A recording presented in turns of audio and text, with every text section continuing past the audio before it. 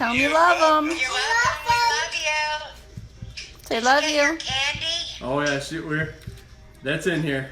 August 18. So Chris, it's your house. You can go inside with us if you'd like, or you could stay out here. It doesn't matter to us. Doesn't matter. I mean, free reign, just whatever you got to do. Okay. Like I can chill on the decks on the side of the sun. But Okay. Cool. All right. Whatever you'd like. How long have you guys been married?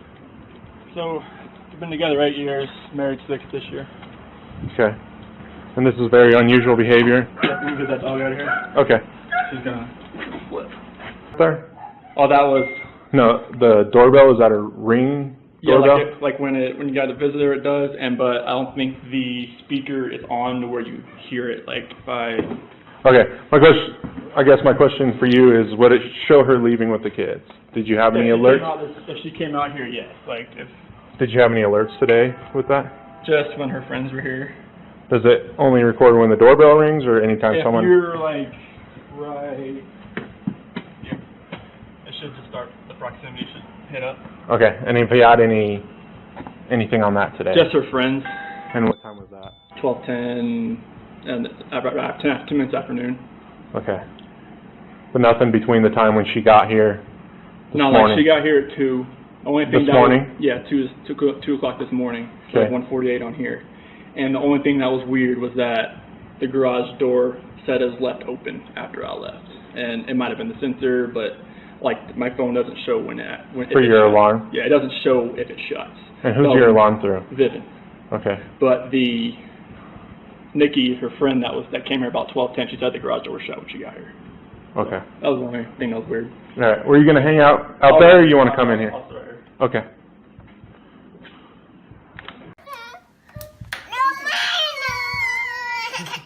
Girls. Oh, CC Girls. Bella. Okay. You want chocolate? No chocolate?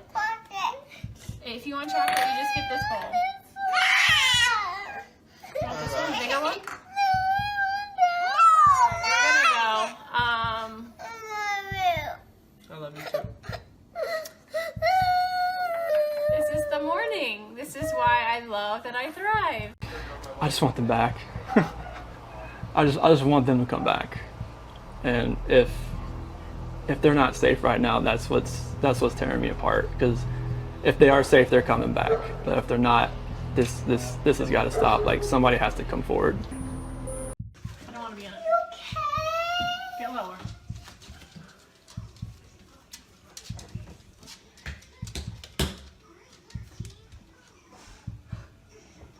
If this stillness holds you, a quiet gesture helps sustain these long-form investigations.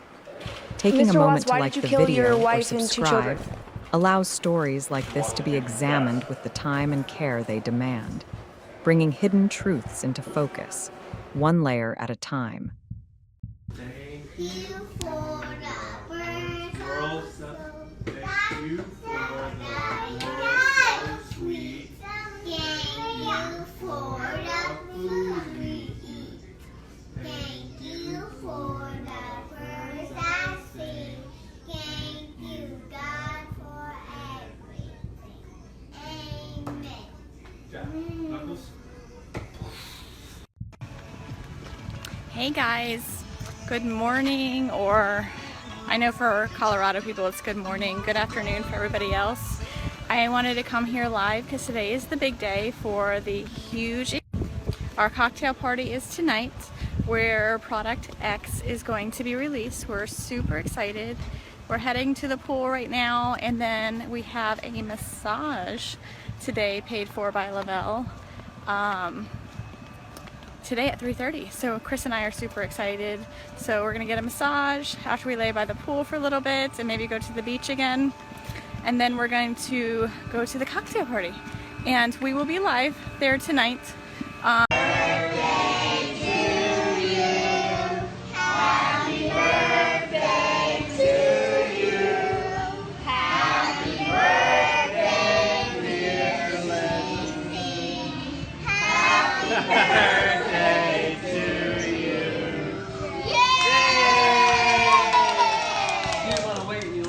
past 3 months, I barely slept because I've been going through a lot of different emotions because I did not see this coming. You went from being my brother, my sister's protector, one of the most loved people in my family, to someone I will spend the rest of my life trying to understand. What gave you the right to put your hands on a woman, let alone my best friend, my beloved sister, your daughters, and your son? Why weren't they enough for you? In the blink of an eye, you took away my whole world, the people that mattered to me the most. Everything in my life I loved, your children. They trusted you. They loved you. They looked up to you because you promised to keep them safe. Instead, you turned on your family. My blood is boiling as I write these last words because they are the last you will ever hear from me. I can't even think of the right words to describe the betrayal and the hate I feel. And to be honest, you aren't even worth the time and effort it takes to put my pen to this paper. There isn't a day that goes by that I don't cry for my family. They were my whole world. All I do is ask myself why. Why would you do this? You don't deserve to be called a man. What kind of person slaughters the people that love them the most? Did you really think you would get away with this? Did you really think that this was your best option, to throw away your family like they were garbage? They deserve better, and you know it. I hope you spend the rest of your life staring at the ceiling every night, being haunted by what you've done. None of us deserved this. Hearing my mother and father cry themselves to sleep in this hotel room causes me anguish that is beyond words. I can't describe how this feels, how badly my heart is breaking for my poor parents. We trusted you. You have taken away my family from this earth, but you can never take them from my heart. You took away my privilege of being an uncle to the most precious little girls I've ever known. I will never hear the words Uncle Frankie again, but you will never be called Dad again either. You'll never be able to put your hands on another woman, let alone my best friend, my beloved sister, and your son. I just can't comprehend how they weren't enough for you. Shanann, Bella, and Cece loved you more than anyone. You were their hero. How could you destroy the people who loved them the most? I pray that you never have a moment's peace or a good night's rest in the cage you'll spend every day of your life in. A cage you are privileged to live in because my family isn't evil like you. We begged the district attorney to spare your life because despite everything, we believe that no one has the right to take the life of another, even someone like you. I feel sorry for your family. I know the pain that they must feel knowing that they can't hug you, because that's how my mother, father, and I feel every time we cry for our family. Nothing hurts more than watching or hearing my family weep for their loved ones. I just wish that I could tell that you would tell the truth, but I know that that is asking for more than you are capable of. I stayed up all night writing this statement. I don't sleep because of you. My life will never be the same because of you, but at least my conscience is clear. I get to live free, but I can't say the same for you. I haven't slept in 2 days because I've been anxiously waiting for this moment, the moment I get to tell you how I feel, how this has affected my family and I. My family and I can finally grieve after today. If anything, we will come out of this stronger today than we were before, and we will continue to pray for your family. Sincerely, Frankie Rusick. Thank you, James.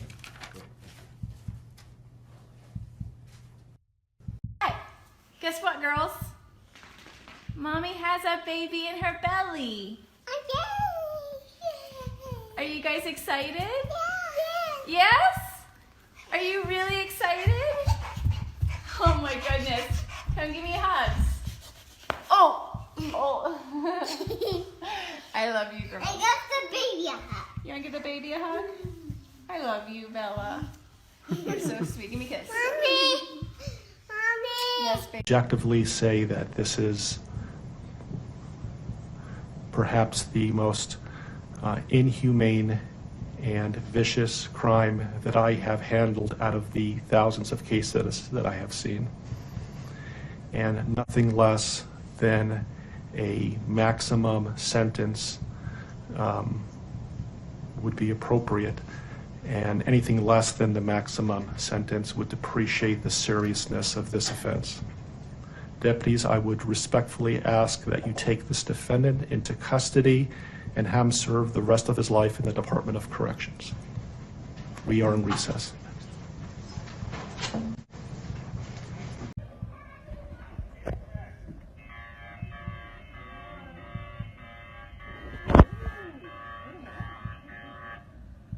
Can't run.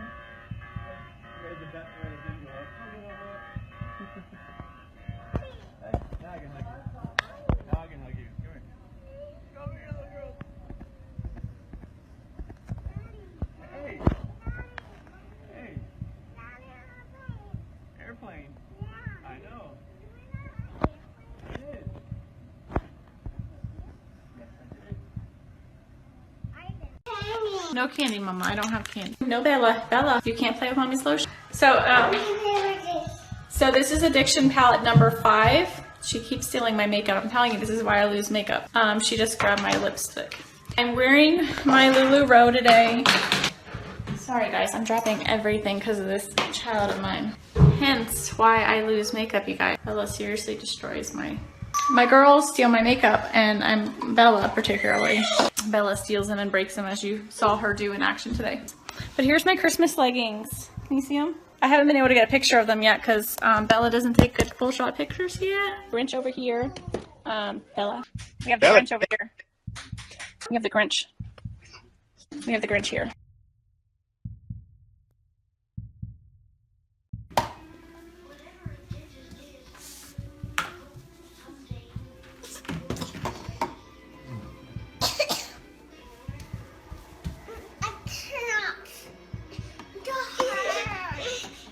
What, Kiki? You can hold that.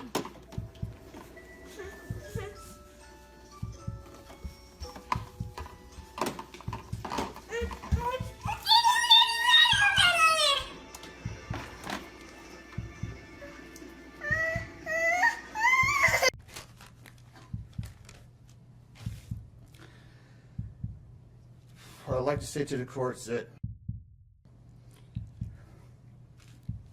Shanann, Bella, and Nico are loving, caring people. They love life. They love being around people who love them. They always had good times. This is the first time they went to the beach this year, and they loved it. But God only knows what happened that night. Life will never be the same without Shanann, Bella, and Celeste, and Nico. Had all their lives to live. They were taken by a heartless one. This is the heartless one, the evil monster, who dare you take the lives of my daughters Shanann, Bella, Celeste, and Nico. I trusted you to take care of them, not kill them. And they also trusted you. The heartless monster, and then you take them out like trash. You disgust me. They were loving and caring people. You may have taken their bodies from me, but you will never take the love they had for me. They loved us more than you will ever know, because you don't know what love is. Because if you did, you would not have killed them.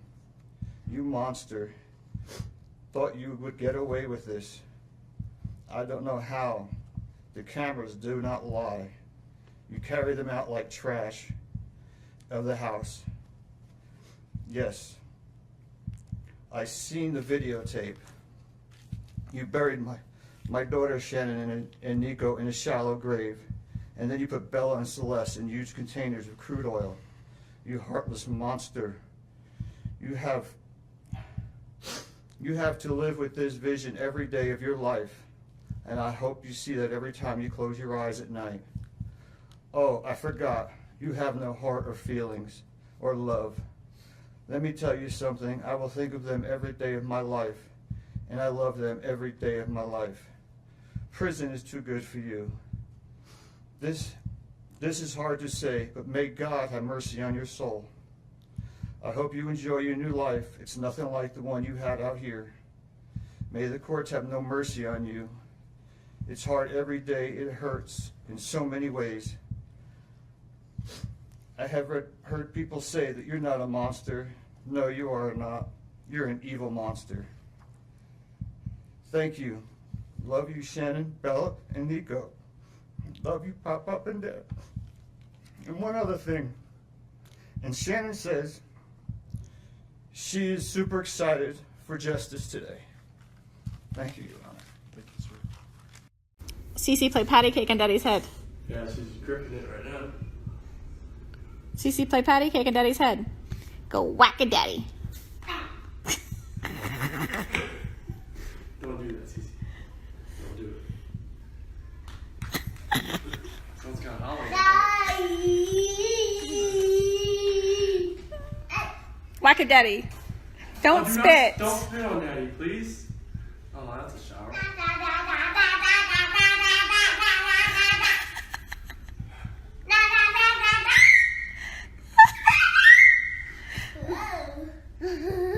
Careful, Bella, don't fall, okay? Whack it, Daddy. Whack it, Daddy. One more time, Daddy. Whack it, Daddy. Whack.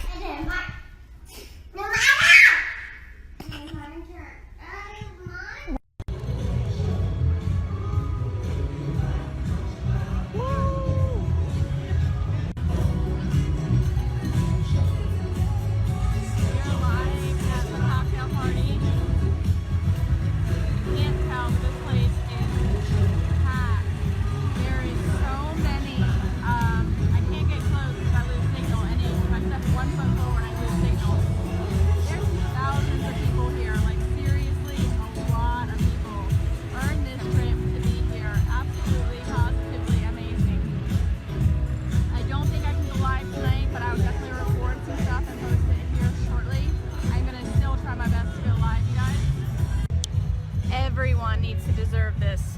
Everyone. Absolutely everyone. Tell them how much fun it is.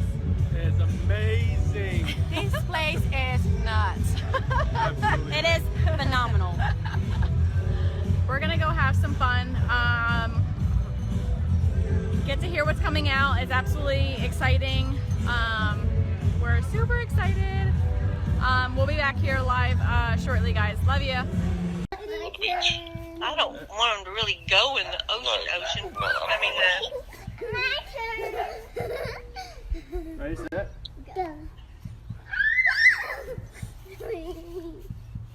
Ready, set.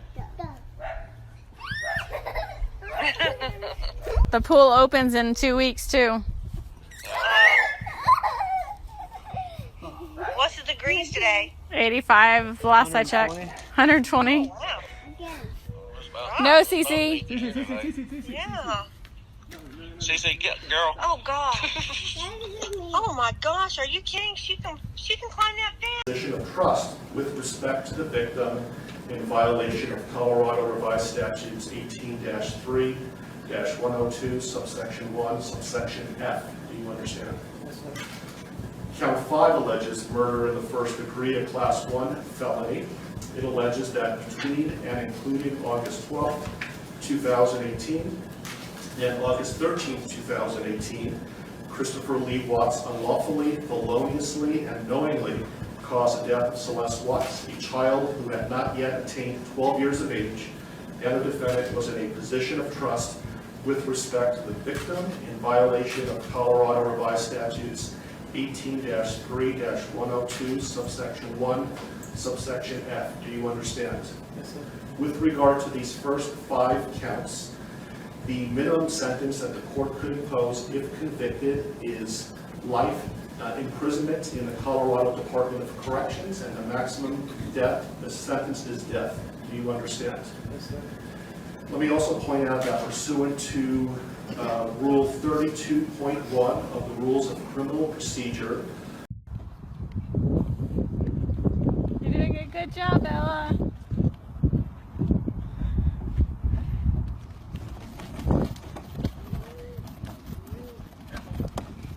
Careful. Hello. Hey, wait, we gotta stop. We're gonna stop before we go across the road. Look both Remember? ways. Look both ways. Your hair came out. Yeah, she pulled them out. Pulled him out. Hey, no cars coming. Hi, Cece. Careful. Careful, boo. Careful, sweetheart. This is how she does it. Cece, you having fun? Yeah, watch the hill, Bella. Alright, get up this way. Ugh. That's all you do. Turn red. Alright. No running up the hill, remember, you're good. I know God will put the evil people where they need to be.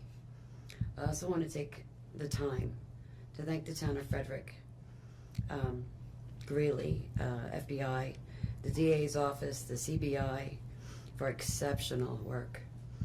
We thank Nicole Atkinson, Shannon's neighbor Nathan and his family, To me, they're our heroes. They really are. God bless. God makes no mistakes on who he puts in your life. Marriage is about love, trust, and friendship and unity. We marry for sickness and health, to death do us part. Our daughter Shanann loved you with all of her heart. Your children loved you to the moon and back. Shannon's family was her world. Shanann put a crown on your head. But unfortunately, the day that you took their life, God removed that crown. We loved you like a son. We trusted you. Your faithful wife trusted you. Your children adored you, and they also trusted you. Your daughter Bella Marie sang a song proudly. I don't know if you got to see it, but it was, Daddy, you're my hero. I have no idea who gave you the right to take their lives.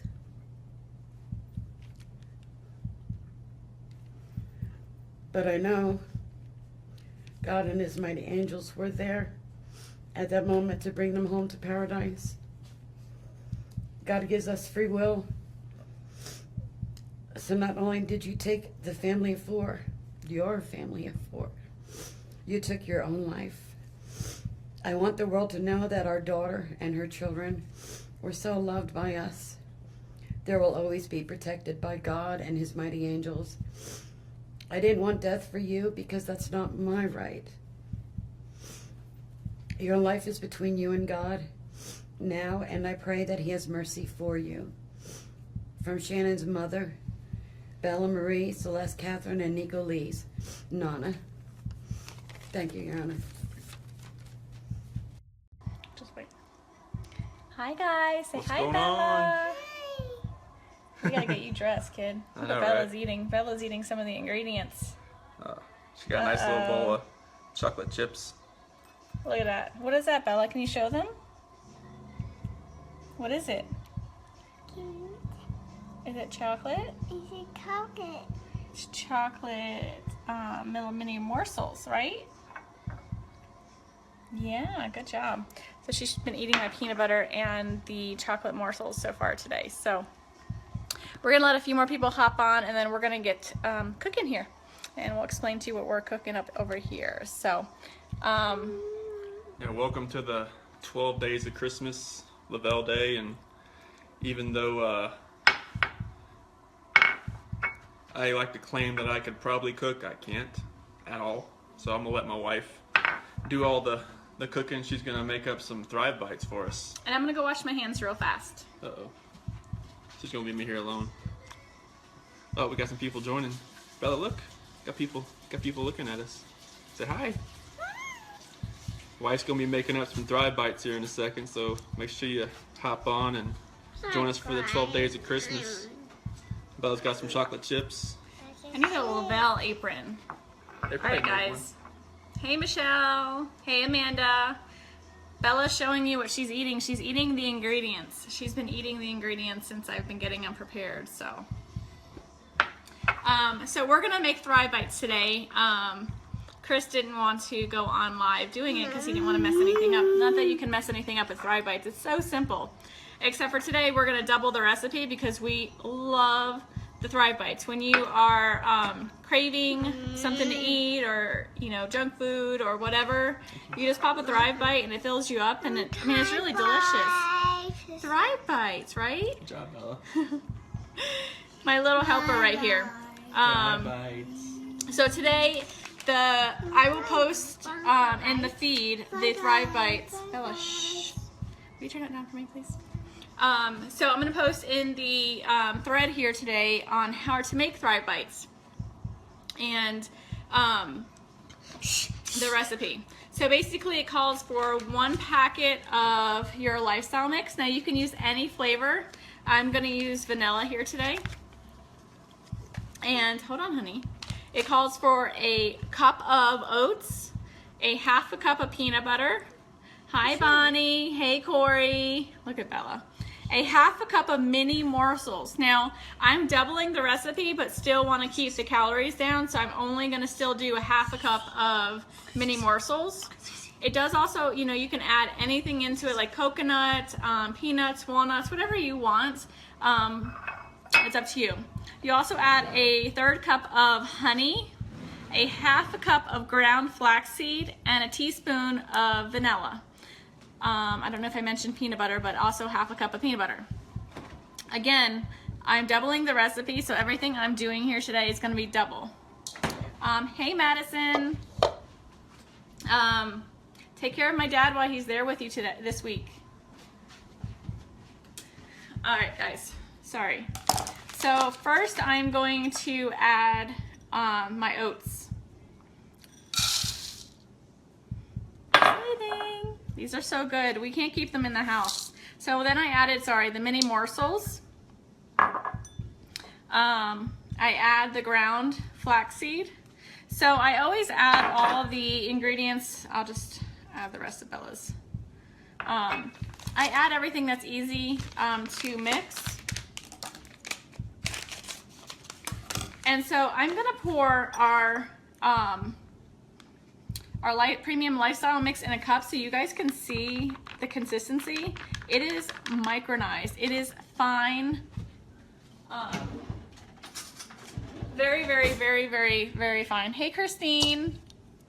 So if you guys, probably can't see that way here.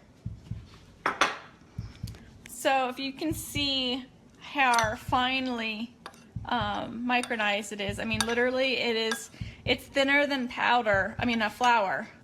I don't know if you guys can see that very well. So, hey Mandy.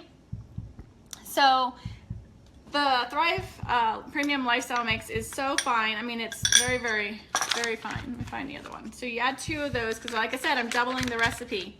Hey Sharon. And so now I just pretty much mix this. And then I'm going to add the honey, the peanut butter, and the vanilla. So look at this so far. Hey Sarah! So look at our little fried bites so far. They're no bake, super simple, super delicious. Like I said, like I'm going to Punta Cana in February, and I need to continue to, where'd Bella put my spoons? Hold on, guys. I think she took my, hold on.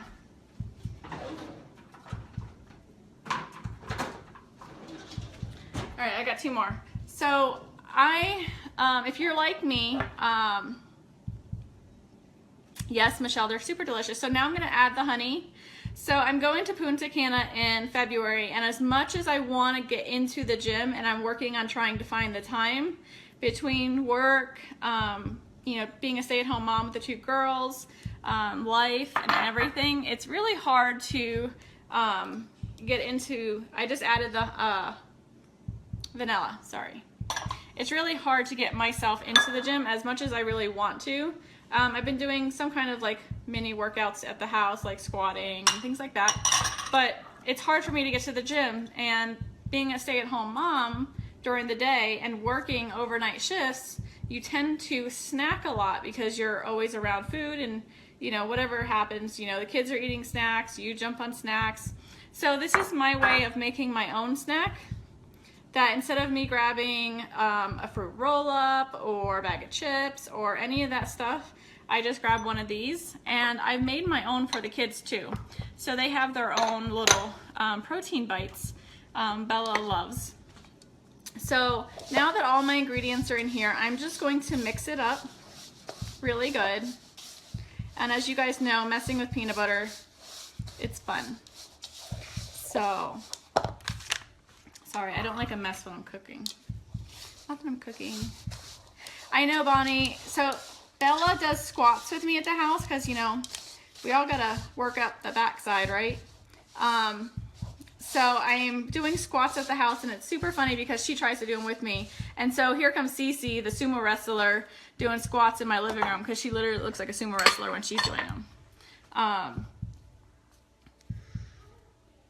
Yeah, Mandy, so that is my favorite side effect. And you know, the thing is, it's not a weight loss company. And as you know, I use you as an example because you are super skinny when you started Thriving.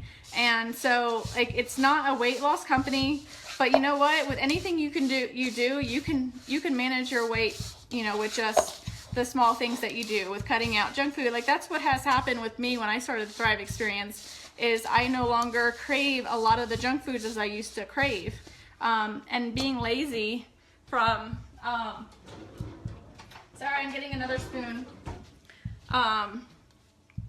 Some of the, you know, filling in your nutritional gaps and craving more water, which is all I used to drink before, but I really crave a lot more water now. And on top of that, like I'm literally eating better. So that's really huge. You know, you got to take care of your body. You got to eat better. I'm changing the spoon because of the peanut butter. Hi, Carrie. So we're making mini Thrive, or not mini, but Thrive Bites here. So my hands are washed. Sometimes, you know, when you're in the kitchen, you just stick your hands in there. With the heat of your hands, it helps to melt the peanut butter a little bit, and so it kind of makes it easier to manage, so to speak. And then we're just going to literally roll these into balls, whatever size you like. I like to do them in like little minier sizes. So, and I'll kind of demonstrate here. Let me get this.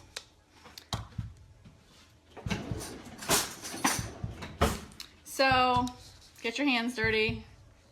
I take about a teaspoon size. You can see that.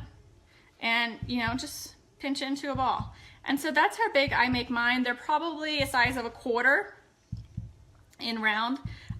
Carrie, they're super delicious and very healthy for you too, except for the fact that they have little mini morsels in them, but I cut the recipe in half when it comes to the mini morsels. And then you can be creative. You can use the strawberry shake with it. You can use the apple pie and create it into like an apple pie little treat.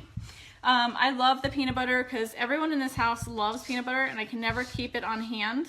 So it's been really good. Like I said, the girls love them. I don't use the Thrive Lifestyle mix for the girls, but I make them their own little mini bites, so they feel like they're getting a treat with us too.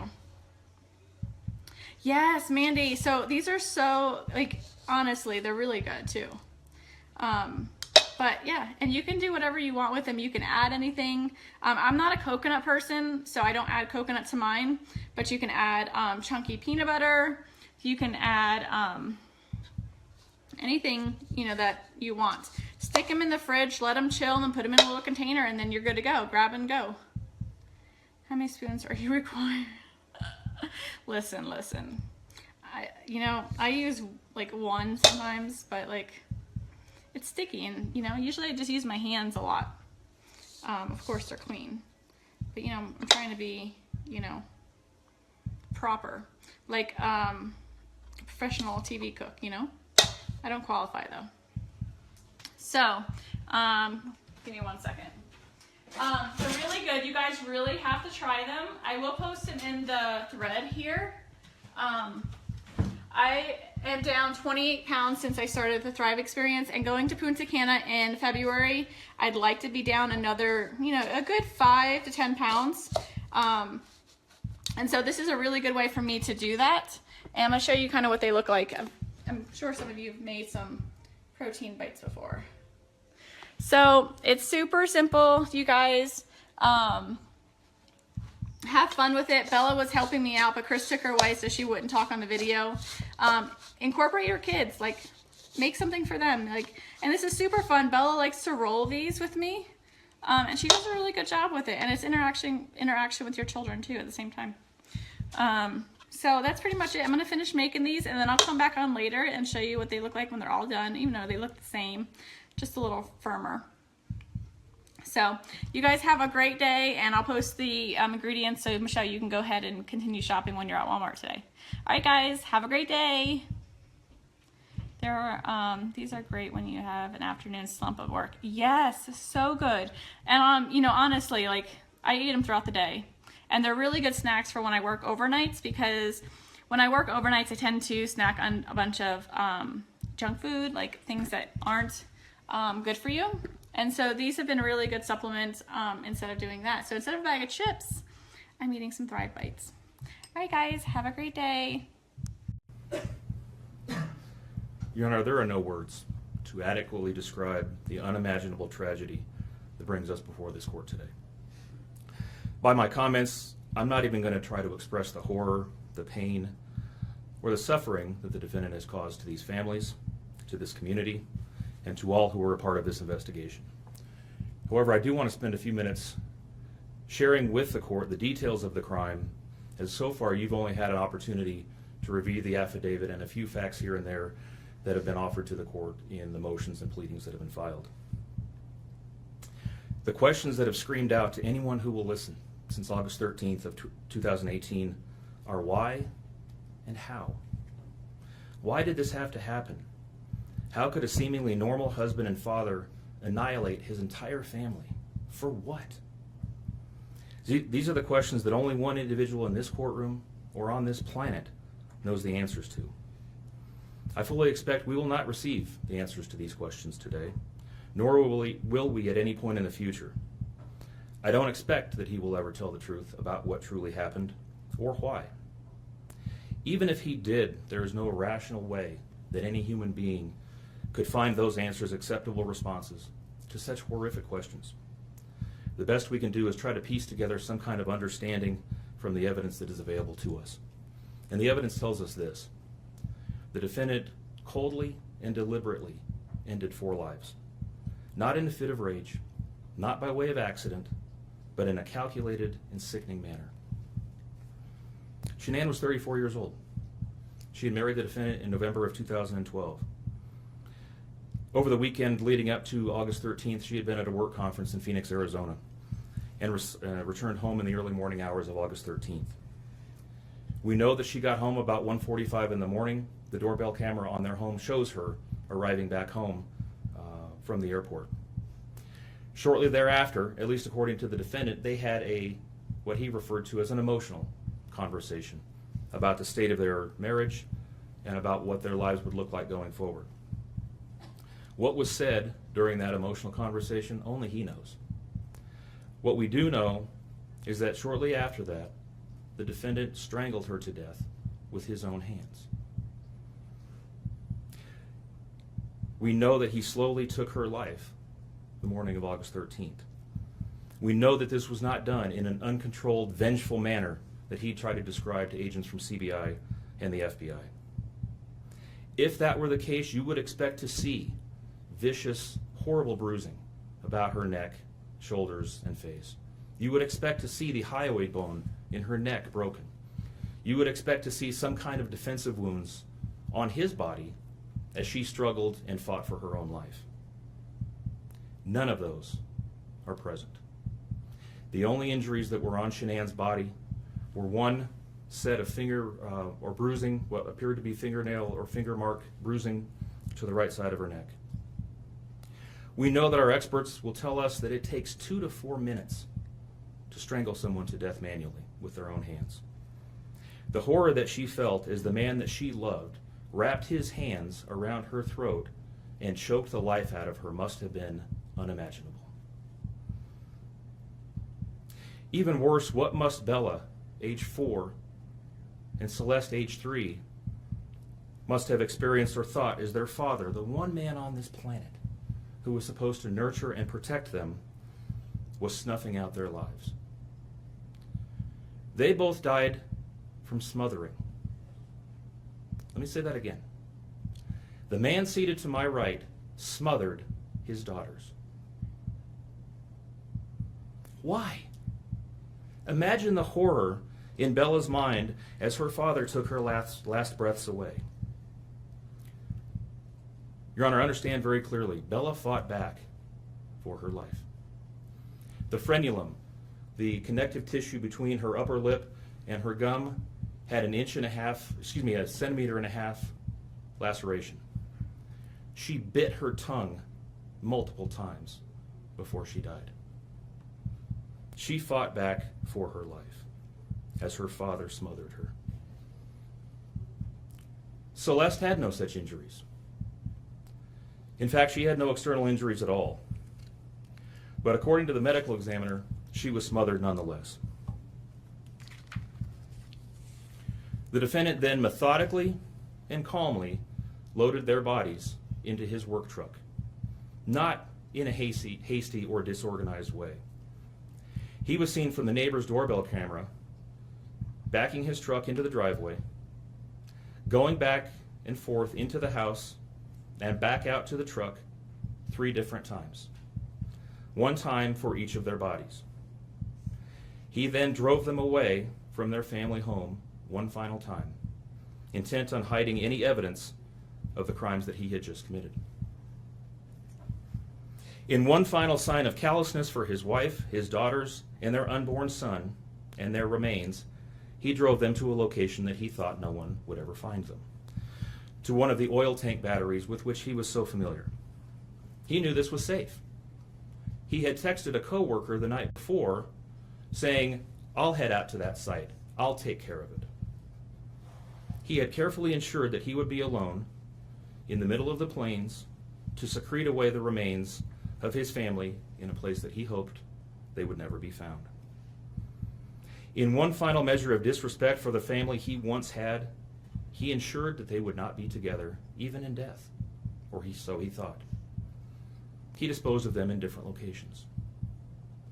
He buried Shanann and Nico in a shallow grave away from the oil tanks. Bella and Celeste were thrown away in the oil tanks at this facility. Different tanks, so these little girls wouldn't be together in death. Imagine this, Your Honor. This defendant took those little girls and put them through a hatch at the top of an oil tank, 8 inches in diameter. Bella had scratches on her left buttocks from being shoved through this hole. A tuft of blonde hair was found on the edge of one of these hatches. The defendant told investigators that Bella's tank seemed emptier than CC's because of the sound that the splashes made. These were his daughters. Significantly, when his coworkers arrived at the tank battery later that morning, to a person, they all described him as acting completely normally. It was a normal workday, even while his daughters sank in the oil and water not far away from him. And then his efforts at deception truly began. We've all seen the emotionless interviews that the defendant gives to the local media, asking for help in locating his family. We watched as he claimed that the house was empty without them, and that he hoped that they were somewhere safe, and that he just wanted them to come home. He told investigators that they were at home sleeping when he left for work that morning, and that Shanann had told him that she was taking the girls to a friend's house for the day.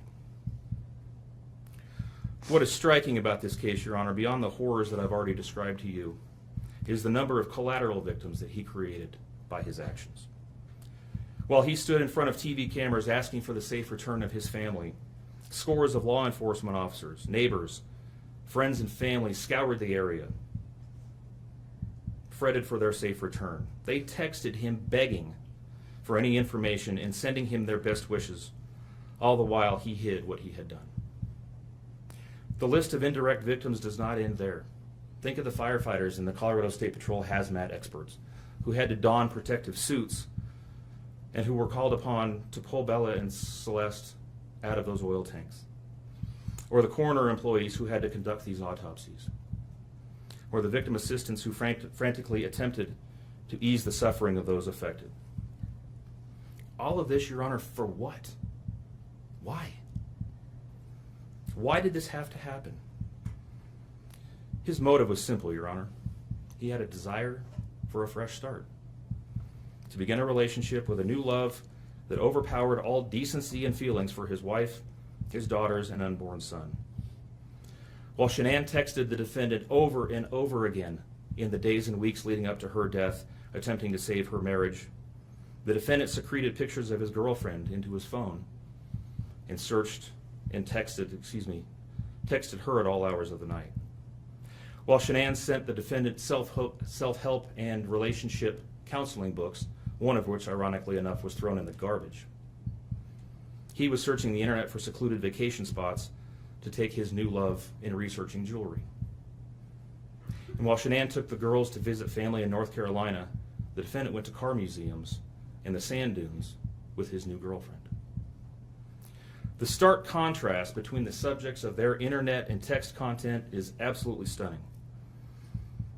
Even the morning after he killed them and disposed of their bodies, he made several phone calls.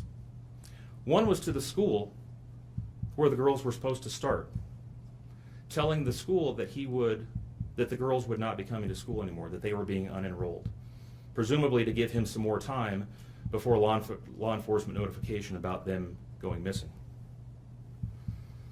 He contacted a realtor to start discussing the selling of his house, and he texted with his girlfriend about their future. None of this answers the questions of why, however. If he was this happy and wanted a new start, get a divorce. You don't annihilate your family and throw them away like garbage. Why did Nico, Celeste, Bella, and Shanann have to lose their lives in order for him to get what he wanted? Your Honor, justice demands the maximum sentence under the agreement reached by the parties. As you will recall, the agreement calls for life sentences as to Shanann, Bella, and Celeste, and all of those to run consecutively to one another. It also calls for the count of unlawful termination of a pregnancy as to Nico to run consecutively to counts 1, 2, and 3. I would suggest that the extreme aggravation present in the defendant's conduct and in the efforts that I have described mandate that the sentences for counts 7, 8, and 9, the tampering with a deceased human body, each be the maximum of 12 years, and that those sentences run consecutively to one another. It is very clear that each of these acts, that these were not the subject of one act, but each oil tank that he walked up with his daughter's bodies and the hole that he dug for his wife and unborn son mandate a mandatory consecutive sentence. It's been alluded to this morning, but the defendant was certainly eligible for the death penalty in this case under the existing law in the state of Colorado. As you heard, Shanann's family strongly opposed my office seeking the death penalty and being bound to the criminal justice system for the next several decades. That's in large part, as you've heard, why we have reached the agreement that we have. 4 lives were lost at the hands of the defendant on August 13th for reasons that we will never fully understand, nor will we know. In the end, the Rusick family was much more merciful towards him than he was towards his wife, his daughters, and his unborn son. Prison for the remainder of his life is exactly where he belongs for murdering his entire family. Thank you. Hey everybody! So I'm home with the family, and they're excited to try the new Pro Bars, and they came in, I think, yesterday. So we have cookies and cream, and we have lemon meringue. Who wants Pro Bars? Me. I do. All right, so do you guys want lemon meringue first, or do you want cookies and cream? Cookies. Cookies? I want that. You want the lemon meringue? All right, since I have this one open, let's try this one first, okay? Cookies and cream. And Daddy's gonna try it too. Yeah. Are you both? Yes, so everyone's gonna try Chris cookies and cream. All right, Bella gets cookies and cream, Cece gets cookies and cream. Ready? Ready? Set. You're the taste testers. Yummy. Is it yummy? What's it taste like? Chocolate. Chocolate. What else? Watermelon. Watermelon. What's it taste like, Cece? Chocolate. Chocolate? Uh-huh. Is it delicious? Daddy? Oreo wrapped with vanilla. It's nice. Oreo wrapped in vanilla?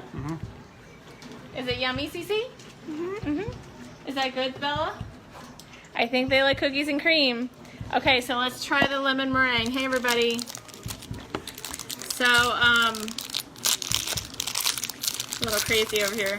Cece loves the cookies and cream. You like it? Yeah, nothing. Good thing. Don't mind me.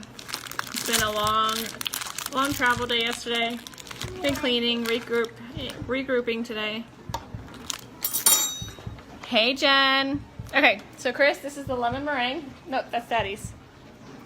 Here's yours. Wait, don't take. Wait. Here, Bella. Okay, this one's lemon meringue. It's like the pie, but better because I don't like the pie. Ready, set, go. Ready? Hey, Jessica. That's so good. How's that taste, Cece? Good. Good? Yeah? Do you like that one better? Me too. I like it. What's it taste like?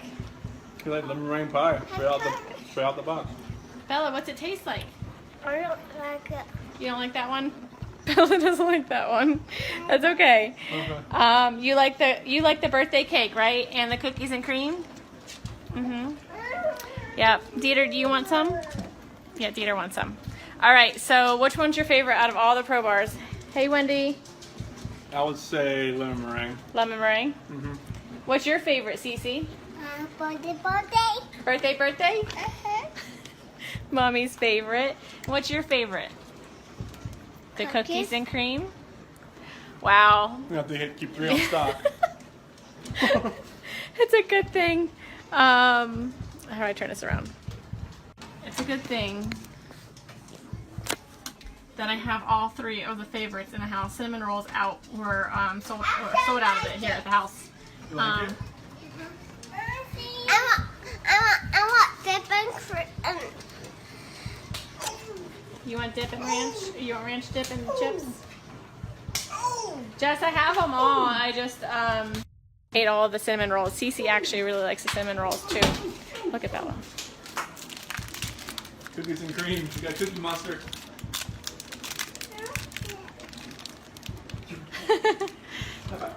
I'm guessing you like it, kiddo. You like it? You want the lemon meringue, Cece? No, she didn't like that one. Daddy will finish it. Yep. All right, you guys. So that's our family. Making sure I didn't miss anything. Hey, everybody.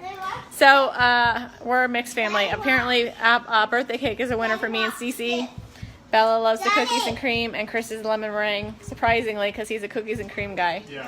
So super excited. I love it that it's a healthy snack, and Cece can eat it because she has a tree nut allergy. And none of our products are made in a facility that handles nuts at all. So Cece can have them. There's 0 nuts in them, and it's the only go-to bar. We can't do processed bars. We can't do anything like that because Cece can't have any of it because it's all processed in a plant where there's tree nuts or nuts. So it's really nice that she can have it. It's a quick snack for mommy. It's always in my bag, and I can just give it to her. And I heard you, baby. I heard you. She wants ranch and dip. She's my child. Thanks, Kat. So it's really nice. It's convenient for me as a mom that I can just carry them in my purse and always have something for her. So super excited. The Pro Bars are amazing. They're a great snack, low carbs, low sugar, 2 grams of sugar in all of them, I think. But yeah, 2 grams of sugar and 20 grams of protein. So they're really good for you. So you guys have a great night. Love you. And we're going to be, Cece and I are fighting over the birthday cake. So, all right. Say bye. Bye. See ya. All right. Bye, guys. I'm Cindy Watts. Ron Watson. Thank you. And I have authorized you to make a statement to the court as paternal grandparents of the children. And if you choose not to make a statement, but your designee, Ms. Powers, chooses to, she can do so as well. How would you like to proceed today? I want you to start. I want you to start, but I would like to read Who's that. going to be speaking today? Your Honor, initially, they've asked me, and they're hoping that they have the strength to speak, but if they do not, they've written out their statements and asked me to finish for them. So That would be fine. Who would like to go first? if I could start, Your Honor. On behalf of the Watts, Your Honor, and to the community, we thank you for the opportunity and the recognition under the Victim Bill of Rights. We come today as the grandparents and the parent of the daughter and children whose life was taken in this case. We are not here to ask for leniency. We are not in any way condoning or tolerating the crime that has occurred and the pain that has been caused. We join in our daughter-in-law and grandchildren's family in saying this should never have happened. This is not condonable. This is something that we will never get over. We appreciate the consideration that everyone has paid, most especially the families that have lost everyone. We appreciate that they begged for Christopher's life. We agree and echo what they have said, that it is not his place to take anyone's life, nor would it be our place as a community to take his life. So we thank you for the opportunity and for every consideration and effort that's been put out. The prosecution in this case has in fact respected the Victim Bill of Rights. They took the time to explain that the information that my clients had at the time that they were interviewed was not correct. They were misinformed, they were searching for answers, they were not intending to cause any pain to anyone, and they appreciate that the prosecution answered their questions and gave them the time and the respect and the consideration so that they could tell this court and everyone in this community that the interview content was not their message, that they accept that their son has done this, that they accept that he chose to plead guilty, that he sought and requested their consent and agreement for a life sentence. They appreciate that he is given the opportunity to serve that life sentence. It is his responsibility, it is his sentence, and it is not enough to make up for what has done. We understand and we join the family in that we have questions. We don't know how such a thing could possibly happen, or that a man that was responsible for raising his children and protecting his wife would take the steps that he did, and that he would disregard their bodies and the love that he had for them and they had for him and everyone else, and take the gestures and put this community through the investigation and the discovery and the responsibility of bringing justice. We do not understand that. We do not think it was appropriate. We cannot begin to think that an explanation will ever justify it. My clients indicate that they understand that a full opportunity for a confession with all of the responsibility and accountability has not occurred. And they support the family and the request that that happen, if not today, at an appropriate time, in an appropriate manner, so that everyone can have peace, to understand to the best of their ability the details that they need and to have their questions answered. And by giving this opportunity of a life sentence, we hope that he embraces that moment. That had the death penalty been pursued, there would not have been an opportunity to be accountable and to give a full confession.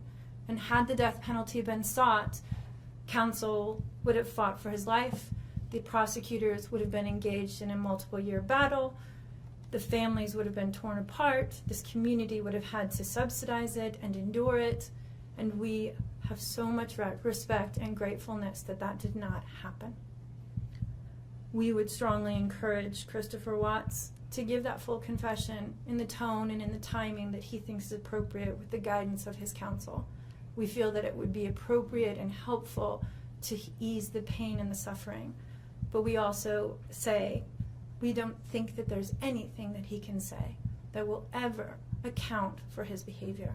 There's nothing that can be done to cure the harm he has caused. And he has the responsibility to serve his sentence with dignity and with regard for everyone, and to spend every breath that he has left in an atonement for what he has done. Do you want to read it? If I could just have you state your name for the record. Cindy Watts. Thank you. My name is Cindy Watts. I am the grandmother of two beautiful granddaughters, Bella Marie, Celeste Catherine Watts. I am also the mother of Christopher Watts, who I will be directing most of my statement to. First, I'd like to begin by recognizing the absolute horror of this crime and acknowledging the devastating loss that both the Rusek family as well as our family have faced.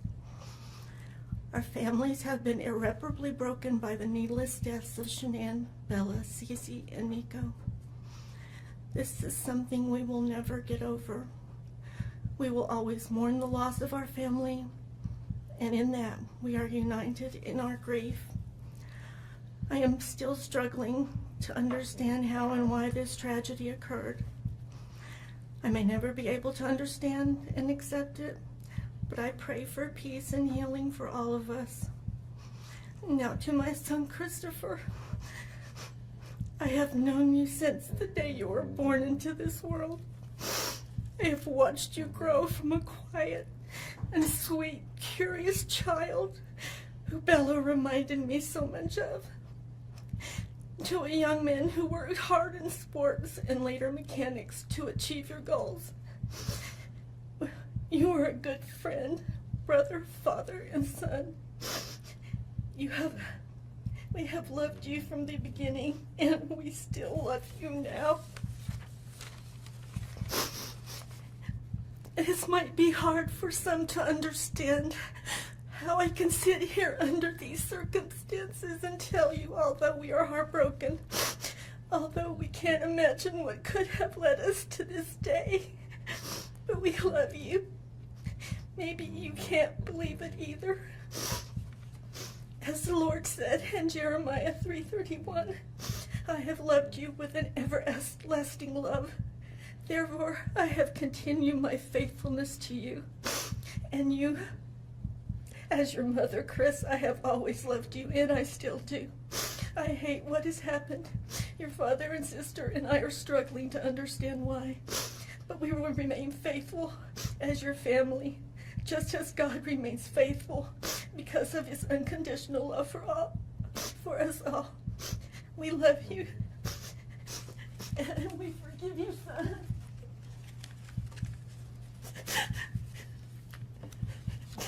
Thank you. Judge, if I could read Mr. Watts' statement. Yes.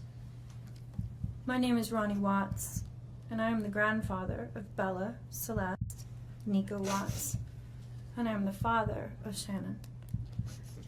I am the father of Christopher Watts as well. And one of the most important things I've done in my life is to raise my children and to watch as they started their own families. I spent many years coaching Little League and talking to my son, taking him to the races, and sharing my love and knowledge of cars with him. He was just as involved with his girls. I believe he loves his girls. I know he does. This tragedy has impacted my family in so many ways. Beyond losing my precious grandchildren, our beloved daughter-in-law, we are forced to question everything. We still don't have all the answers, and I hope one day, Christopher, you can help us.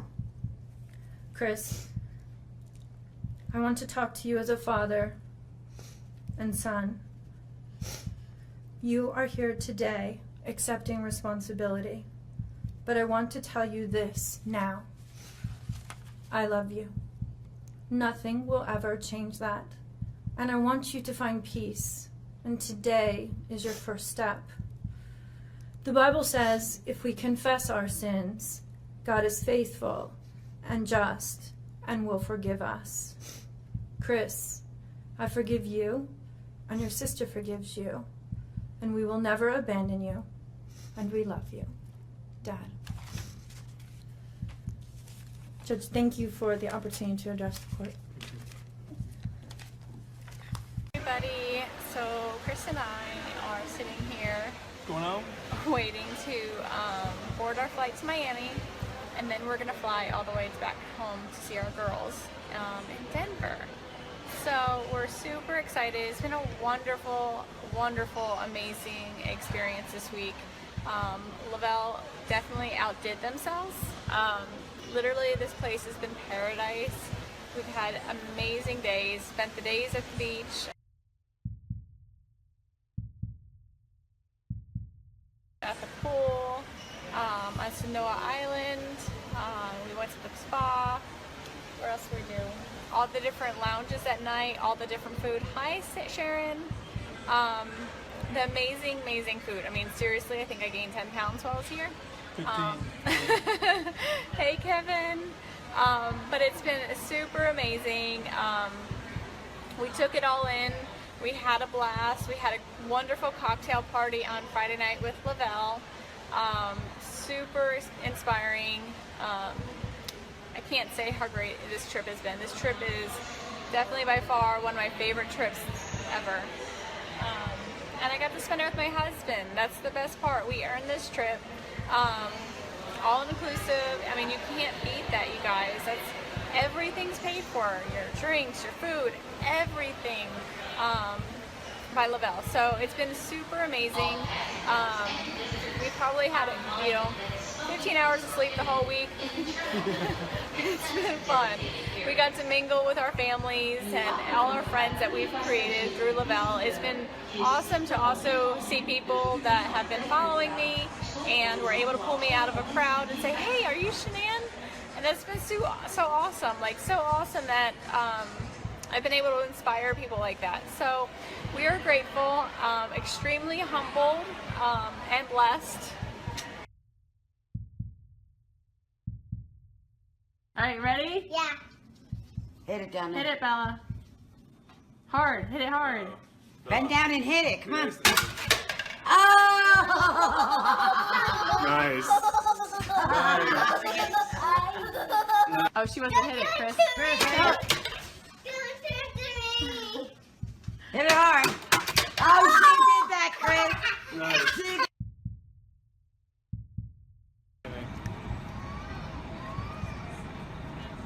Say hi, guys. What up? This is CC downtown Denver, like cruising on Chris's shoulder. She's definitely working him. Hi, CC.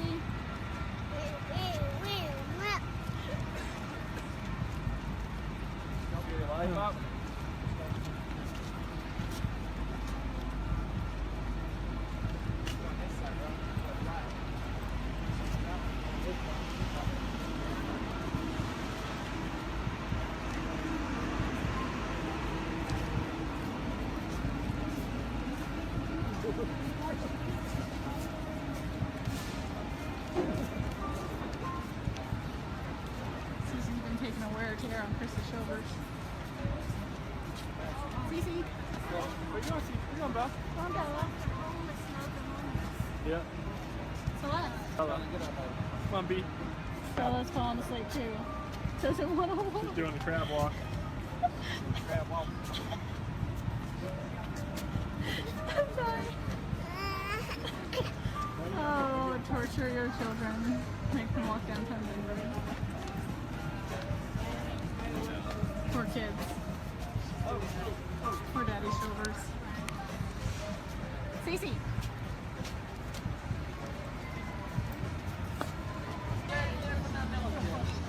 It's so good. Oh, thank goodness. It turned out nice for us tonight. We're just talking April. They're going to do another lifestyle getaway. I guarantee one's going to be here in Denver one day. That'd be awesome. Right, Cece? Oh, yeah. You having fun, CC?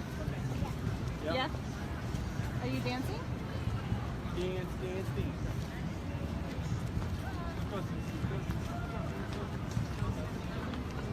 Hey, you're asking for it, dude.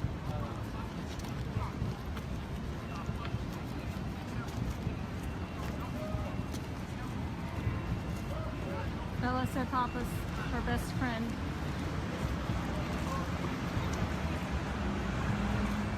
Bring it on, come on. Cece's breaking Daddy's shoulders. Cece.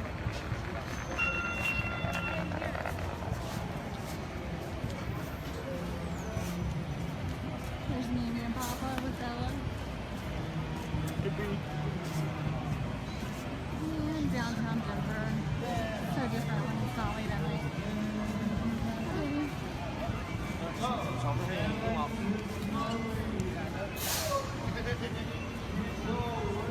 Alright guys, we're gonna head out. So I'm gonna get 8 ounces of water real quick. Hold on. Do you want to get a cup? Got Dieter here. He's not leaving us alone. What's up, babe? Say hi. Look, there's Dieter. It's really cool packaging they got too. I like it. I like 4 or 5 pieces of ice cubes, like 3 or 4 pieces of ice cubes in mine. Can't smell it. But look. I'm so excited for you, Shannon. I'm going to shoot you a message when I get off here. I just put the kids down. Don't mind me, guys. I'm in my pajamas already because it's bedtime. It smells good. Oh, my God. Smell that. That's good. Christina says it tastes like my favorite ice cream. I'm so excited. I love green mint ice cream. It's my absolute favorite. And it's not just mint ice cream. It has to be green mint. Because, yeah, I'm weird like that. So, I am so excited. And all you do is shake, shake, shake. Kids are down. They're going to be jealous because, yeah. They love candy cane. I'm so excited. Oh my goodness. It does smell like my favorite ice cream. I'm only going to give Chris a little bit because I don't think I'm going to want to share this. Ready? Here it goes.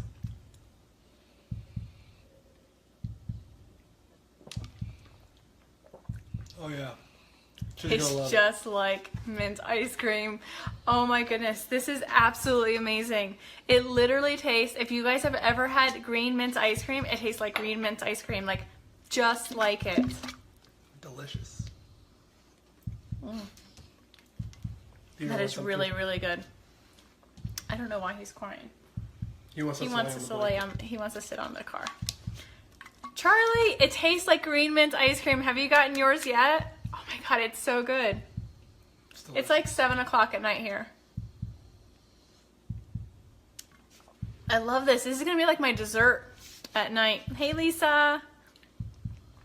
I'm not ignoring you guys. If I didn't see your message, I'm sorry. It is amazing. Absolutely, positively amazing. This is probably my new favorite. Like, oh, wow. Michelle, it's amazing. And you know what I'm going to do? I'm going to try this tomorrow. So be prepared. I'm going to go live tomorrow. I'm going to try it with this. Hold on. Uh-oh. What are you trying? Oh.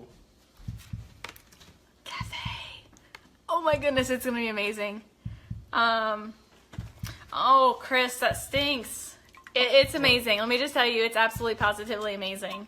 Are you talking to me? No, different Chris. There's a lot of Chris's. Hey, Melissa, did you get yours yet? It's so good, girl. Michelle, when's yours? Look when it's supposed to be delivered. Okay, that's absolutely amazing. Candy cane lifestyle mix. Candy cane lifestyle mix, and it's healthy.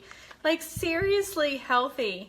Oh my goodness, it doesn't get better than this. They never, never, ever disappoint. Never, ever. I'm so excited. Okay, you guys, so that is our candy cane lifestyle mix. It's absolutely amazing. I know they sold out, so I don't know if they got more coming in. I do have three extras if I'm willing to share. Yeah. So anyone wanting to start the Thrive experience, I have 3 extra candy cane for you. Herb, I got you covered. It's so good. Like, seriously, mint ice cream. Green mint ice cream is exactly what it tastes like. Like, amazing. I'm going to actually blend this tomorrow with some ice. That's going to be awesome. It's going to be a little treat. Ice cream in a cup? Except for it's not green. Yeah. But it's delicious. It's really, really, really good. Okay, guys. Tomorrow morning, be prepared. I'm going to go live with cafe and candy cane. Cafe, candy cane. Happy mama right here, because I'm baking tomorrow. You guys saw what I'm baking. Should I tell you guys what I'm baking? Listen, you're going to be at work, so you can't taste test. Who wants to know what I'm baking? A free candy cane lifestyle mix, individual, for whoever can guess what I'm baking. Specific. Chris doesn't even know. I know. Nick Thayer does, but he's not going to tell anybody because he can't win. Nobody? No guesses? Nothing? Zilch? Nope. Herb. You got to look at my picture. You can get the hint on the picture. You got to be specific, though. Like, specific. Is it red velvet something? No. It's not about you this year. Cassie, it's so good. You'll have to find out, because now I'm going to have cafe tomorrow and my lifestyle mix, and it's going to be amazing. No pumpkin rolls. Nope. Keep guessing, though. Okay, so I'm going to go. I have a lot of follow-up to do. I have a couple more people to help get started. And Shannon, I'm going to message you just so we can make sure you're getting you're starting tomorrow. I'm so excited. You're going to love it. Don't notice how great you're feeling tomorrow. Don't notice how amazing the mental clarity is going to be tomorrow. And don't notice that extra energy you're going to have, because it's not going to happen. Nope. No, Dawn. Dawn, we need to get you started, girl. Hey, Tracy. So, that was amazing. That was like my dessert for the night. Super excited. Don't mind my pajamas. I'm still in my pajamas. Or in my pajamas. And they're my onesies. I saw there's a onesie bar crawl, which should be fun. Alright, so stay tuned. Close, Chris. So, tomorrow morning, be prepared. I might wait till the kids go to school because they're not going to want me to not share. So, tomorrow morning, stay tuned. You guys have a wonderful night.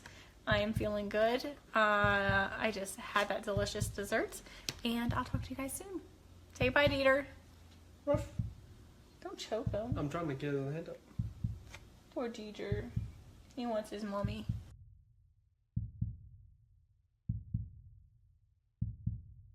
I think that's about it. Today's Sunday. Chris ran at 6 o'clock in the morning on a Sunday on his day off. What'd you do, 5 miles? Well, come over. So, you know, it's amazing what you can do with Thrive and how it gives you the energy and mental clarity. How are you watching and you're sitting right here? I'm right here.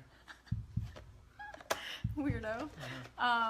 So Chris has lost a significant amount of weight since you started Thrive. How much? 50 pounds.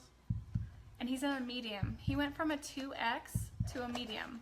And that was before, most of it was before Duo. Oh yeah, all of it was. And Duo is new. So, you know, filling in those nutritional gaps, helping your body, you know, feed itself with the premium nutrition, helps your body crave less. You definitely eat healthier. We haven't changed our diet. As you see, we've eaten banana bun bread this week. Mm-hmm. We've had brownies. And, you know, I'm sneaking in candy corn here and there. So, it's amazing. Thrive has a lot of benefits for everybody. Go Chiefs. Who won that game a couple weeks ago? I believe the Steelers won that game, if I recollect. Love you, Jess. I'm waiting. She's a diehard Chief fan. Diehard. So, if you guys want more information, if you are looking to try it, shoot me a message. If you're one of Chris's friends, shoot him a message, and he can get you some more information as well. We have 2 spots left for either the cafe for free or your DFT, regular DFT. So shoot me a message. Thanks everyone for hopping on. I see a lot of my faves are on here. Nikki, I sent you a message. Amy, I saw your message. I'll respond back here in just a minute. Who else is on that I missed? Okay. So Amy's sending us some Steelers stuff. I gotta send her some money too. Thrive Forever. Yes, it's amazing. So Christina just jumped on. Hi, Christina. Hey, I'm sending over Cece's smallest jersey for you to put on Coral. Tell DJ if he doesn't have a jersey for her, we're getting a Palomalu jersey. Palomalu jersey. perfect size for coral. This still fits Cece, so tight. So you better tell DJ he better hurry up and get her whatever jersey you guys like. So Amy, that's coming your way too, because Cece's grown out of it. It's a Palomalu 12-month jersey, but it still fits her, and she's a chunk. That's good luck jersey. It is a good luck jersey, so we haven't parted with it yet because it's good luck. So, does anyone have any questions that's new and would like? You can use credits today, so if you have Laval credits, you can use credits to buy the Duo, DFT Duo. So yeah, I think that's it. Anyone have any questions? Once, going twice. I forget what else I was gonna say. I want a cafe right now with my lifestyle mix though. All right. So McKenna will have plenty of time to wear it because it's you know how they're larger. They wear larger. So all right. So shoot me a message. I'm gonna go celebrate with a piece of banana nut bread. Just kidding. Maybe. So if you guys have, shoot me questions if you guys have any questions. Thanks for hopping on. Go Steelers, and talk to you guys soon. Hey, Christina, call us tonight about 6:30 our time. No, Eastern. 6:30 our time? Yeah, 6:30. We'll start the chant. Oh girl, she's teeny tiny. It'll perfectly fit her. If Cece's wearing this now and she's in 3T, she'll totally be able to wear it for a while. It's just worn. It's definitely worn. Bella's worn it. Cece's worn it. It's our favorite jersey. So, anyone? Oh, that's what I want to say. Anyone is interested in earning over $1,300 in legit cash and bonuses? Shoot me a message. Company offers a huge incentive. Perfect time for Christmas. So if you're ready to start, it's free. You can promote the company for free. You can be a customer for free. So shoot me a message. I'd love to help you. I'd love to give you at least the information so you can kind of decide what you want to do. You can thrive for free. We've been thriving for free for 20 months. So super, super awesome. So talk to you guys later. Hey, Jess. I saw you hop on. I think that's it. If I forget, I'll come back. We'll come back with Cece and Bella later, and we'll do the Here We Go Steelers chants because they love it. And Amy, we'll have to get you in, FaceTime in, and we can do it together. All right, guys. Have a wonderful day. Hey, beautiful. This matter comes on for a first appearance.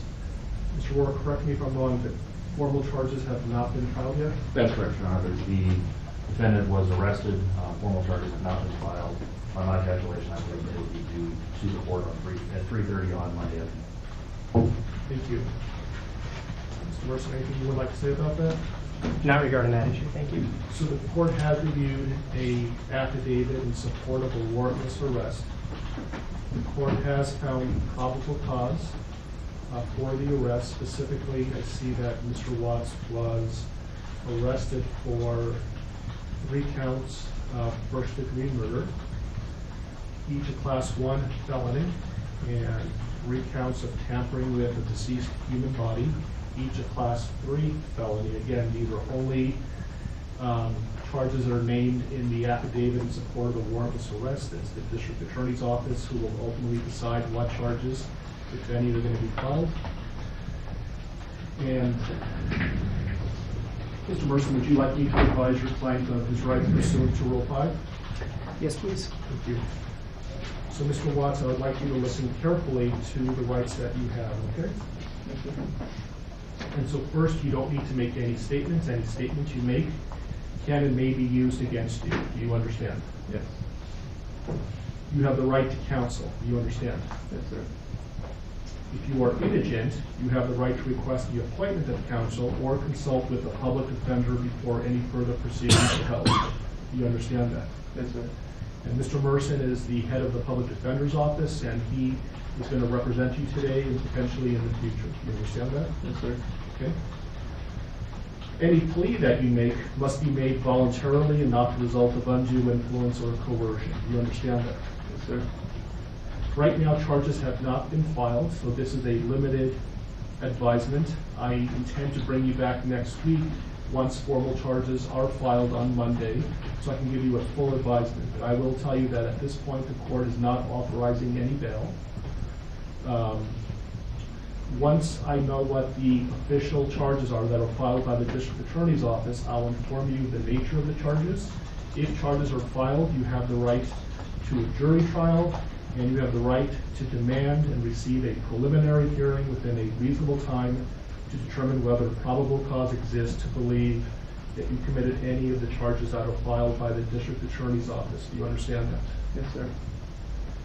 I believe that your lawyer has filed about 16 or so motions on your behalf, including a request for a preliminary hearing. Do you agree, Mr. Merson, that that time period, that 35 days to have a preliminary hearing, doesn't begin until your client appears in court next week once formal charges are filed? I agree. And I have not seen, correct me if I'm wrong, a proof positive, presumptive, great written motion by your office. Not at this point, Judge. Okay. Okay. And so would you like me to further advise your client of any additional rights? No, thank you. Mr. Rourke, what kind of conditions, if any, are you requesting for the protection order given the circumstances? Judge, I'm going to defer to Mr. Wren. Mr. Wren? People are simply asking for the standard protection order under Title 18 at this point, given the deceased nature of the victims. And I assume based on the no bond hold, the issue of possessing or having access to or control over a firearm or any ammunition is a non-issue until and if bond is authorized. That's correct. Thank you. So, Mr. Watts, I am going to issue a protection order pursuant to Colorado Revised Statutes 18-1-1001. It's going to state that you not harass, molest, intimidate, retaliate against any witness involved in this case. Do you understand that? Yes, sir. If you were to violate the mandatory protection order, it's a Class 1 misdemeanor. Do you understand that? Yes, sir. And could we talk about some of them? I realize that things are happening very quickly. Motions were filed today. There hasn't been a lot of time to object or to file responses. Mr. Merson has filed a number of motions, some of which potentially may be time sensitive. My intention is for the parties to come back to court next Tuesday so I could advise Mr. Watts of his formal charges that are filed no later than 3:30 on Monday. So I'm not sure if I'm going to be requiring the prosecutor to file a response between now and Tuesday, or whether we can resolve some of these issues now. For example, the preservation of certain evidence, like police notes, handwritten notes, like touch DNA evidence, things of that nature. Your Honor, I think we can address some of these pretty quickly, but certainly not all of them. We would be asking for time to file a written response to some of them. Yeah, I'm just concerned about the time that elapses between now and Tuesday, and I want to make sure that the evidence that's being requested to be preserved is preserved. Understood. So, for example, can you, any objection for me to order that all law enforcement, both state and federal, that were involved in this case, preserve their handwritten notes? Any objection to that? No. So I will grant that request. Did you read Mr. Merson's motion with regard to touch DNA? I believe that was filed under seal, and I have not seen it. It was suppressed, so they should have had access to it. Gail, Christy, could you print out a copy for Mr. Wren? Again, I appreciate the fact that this happened very quickly, and so let me get you a copy of that, a hard copy of that, and then you can review it and let me know what your thoughts are. Is there an autopsy that's scheduled to be conducted in the near future? Not yet. There was a 16. 16? Yes. And while we're waiting, Mr. Merson, I noticed that... Actually, I'm sorry to interrupt, Judge. It was D17. D17? Yeah, sorry. So I see that your motions are numbered, but I'm missing 9 through 15. Yeah, I basically counted them and then started off. There were some other people in my office that had filed those other pleadings and not numbered them. I just want to make sure I'm not missing something. I don't think you are. I think many of them concern the media issue. On the way over here, the deputies advised the court had already ruled on that.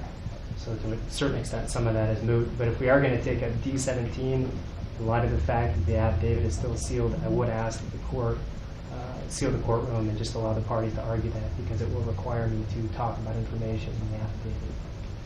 Well, why don't we give Mr. Wren an opportunity and let me know whether, without talking about the substance, whether he has an objection or not. It's really more of putting the prosecution on notice than anything else. Why don't you read it first and let me know what you think.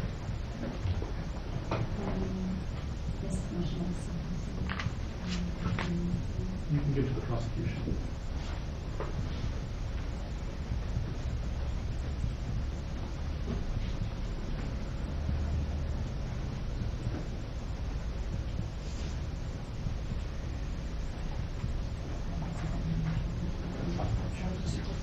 Steve.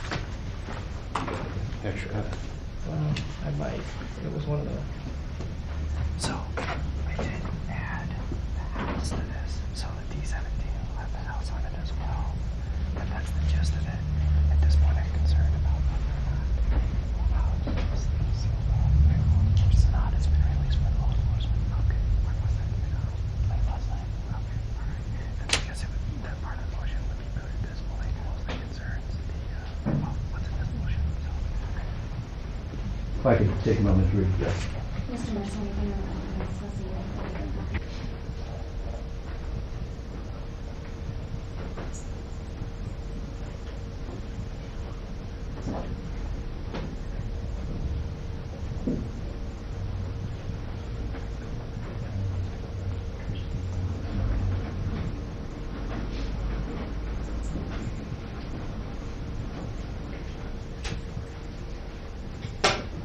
Mr. Wren?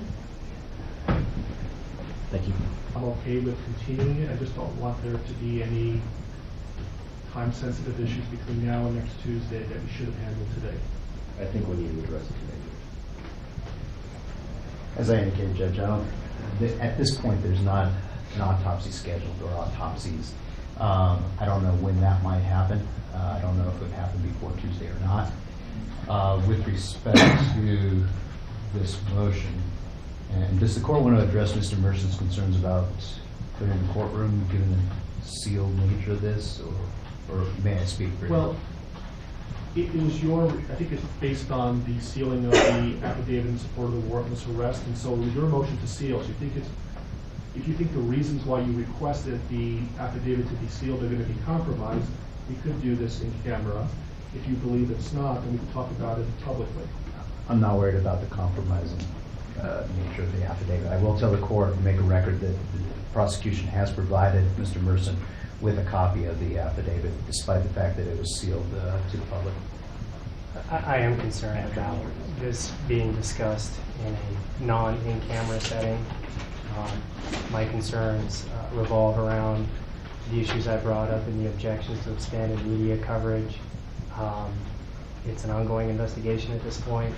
I have concerns about, what would be discussed and how that would implicate Mr. Watts' right to a fair trial and his due process right. So my request is that the court seal the courtroom so we can discuss this. Mr. Wren? Move that to the discretion of the court. It seems to me, based on everything I've heard, that the affidavit is going to be released at some point. It was the prosecution who requested the sealing of the affidavit. They're not concerned about this being compromised, the investigation being compromised. And so I think we can talk about this publicly. Mr. Wren? And when you say talk about this, are we still talking about yes. D17, yes. Which was also filed under seal? Yes. So with respect to paragraph number 3, Judge, our concerns relate to the way this is worded. As the court knows, the pathologist goes through a very extensive process when conducting an autopsy, much of which is governed by statute. I think most of what he's asking for is standard procedure for an autopsy conducted in this jurisdiction and would be done. However, I have concerns about the way this is phrased in that it orders collection of trace DNA and touch DNA from certain areas of bodies that at this point we don't even have, frankly. Second, we don't know if that trace DNA is going to even exist if we have the bodies. So there's no way to order us to find something that may or may not exist. I think when I read the motion, it essentially is putting the prosecution on notice that at some point they may be in possession of exculpatory evidence, and it's their duty to make reasonable efforts to preserve that and ultimately provide that to the defense. And so I think they're on notice by the mere fact that we're talking about this, that Mr. Wren got a copy of the motion, and if this becomes an issue later on, we can litigate this, and there's some pretty significant sanctions for the destruction of exculpatory evidence. Okay, so that will be the ruling of the court. Your Honor, may I ask one clarifying question? Because the way that the motion is titled talks about the collection of touch or trace DNA at 2825 Saratoga Trail as well as during the autopsy, but the body of the motion does not. I want to make sure that Mr. Merson is aware that the home where the homicides were alleged to have occurred has been released by law enforcement, was released as of about midnight last night. So even as we stand today, we are not in a position to be able to go back in and collect trace DNA from that home. So I just want to make clear that the ruling of the court does not require us to do anything affirmative with respect to the home. And Mr. Wren advised me that the government is no longer in control of the home, so I'm aware of that. Thank you. Thank you. Thank you. With regard to the motion for protective order, essentially for nobody to speak to Mr. Watts other than his attorneys and investigators and support staff, I'm assuming there's no objection to that? Correct. You'll put law enforcement on notice on that issue? Yes. Okay. Any other time-sensitive issues that cannot wait until next Tuesday? Nothing from the people. Mr. Merson? May I just have 1 second? Sure.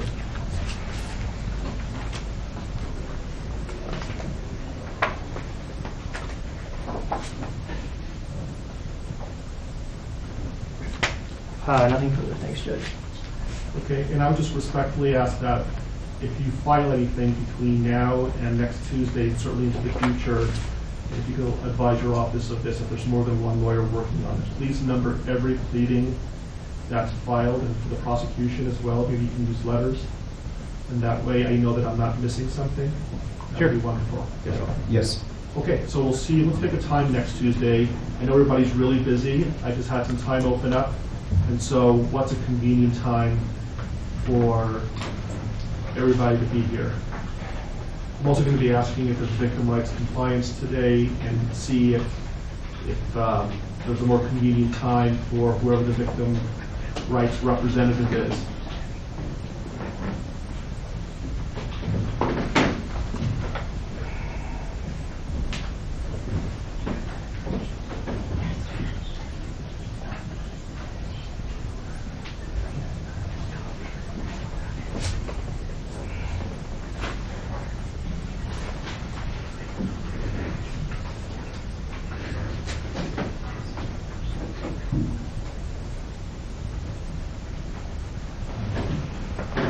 We have been in communication with the family of the victims.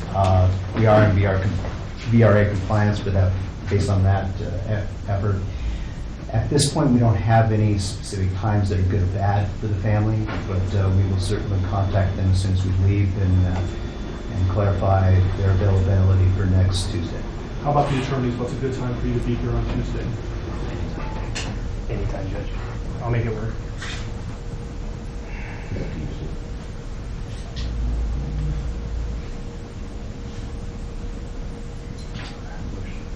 The motion's hearing in Division 12 at 2 o'clock. That'll probably last an hour. Otherwise, I'm free. How about 10 o'clock?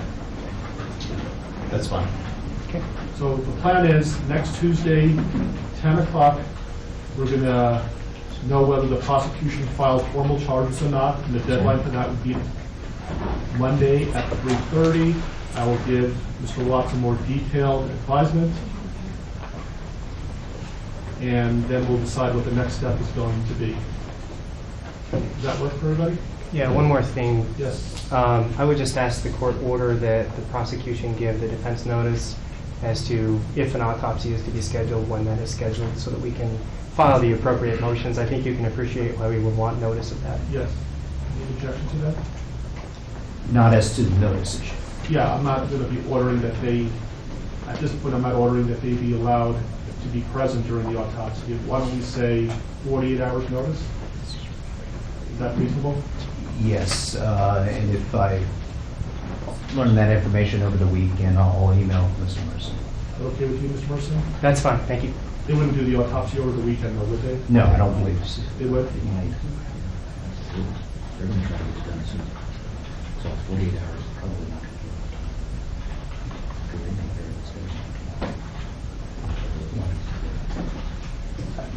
We've all certainly seen autopsies scheduled less than 48 hours after the bodies are recovered. So we will do our best to comply with the notice requirements as soon as we learn the information. Who would be making the decision on when to perform an autopsy? The coroner's office. So can you communicate with them that there's an order that there would be 48 hours notice, and if they, for whatever reason, can't comply with that, you'll let Mr. Mercer know? Is the court ordering that the autopsy not be conducted earlier than 48 hours after the recovery of the bodies? No. Okay. What I'm saying is I'm ordering that you notify the coroner that there's an order that Mr. Mercer is entitled to 48 hours notice, and if they are intending to perform the autopsy sooner than that, they need to let you know before it starts so you can give Mr. Mercer reasonable notice. Yes, sir.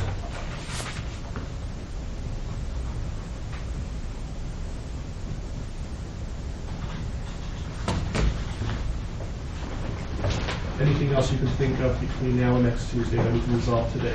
Yeah. Nothing from the prosecution. Nothing from the defense, thanks. Okay. All right, we'll see you next Tuesday at 10 o'clock or when we are at this point.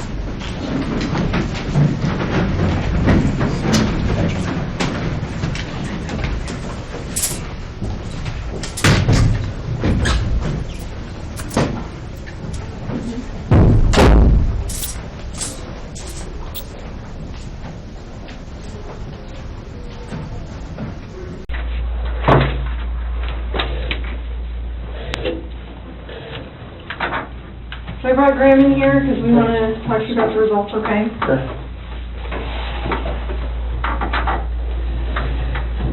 So it is completely clear that you were not honest during the testing, and I think you already know that. You did not pass the polygraph test. Okay. Okay. So now we need to talk about what actually happened. And I feel like you're probably ready to do that. I didn't lie to you on that polygraph, I promise. Chris, I know. Chris, stop. It's time. Just stop for a minute. Take a deep breath. I want you to take a deep breath right now.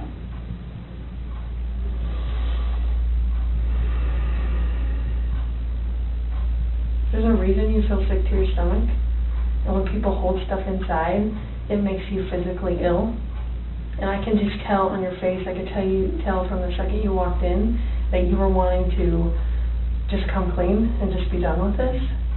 And I appreciate that because you knew sitting down in that chair that you weren't going to pass today, and you knew I was going to find out because I told you that. And then you continued to stay knowing that you could, at the end, say, you know what, I just need to get this off my chest. Like, I just need to tell you what happened. We're not here to play games. We're not here to do any of that with you. We just want to know what happened. So can you start from the beginning and tell us what happened?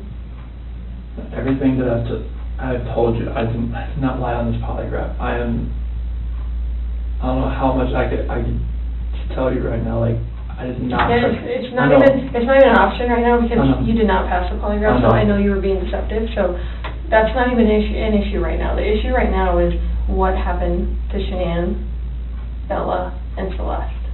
That's the issue right now. Okay. Okay. So let's talk about that.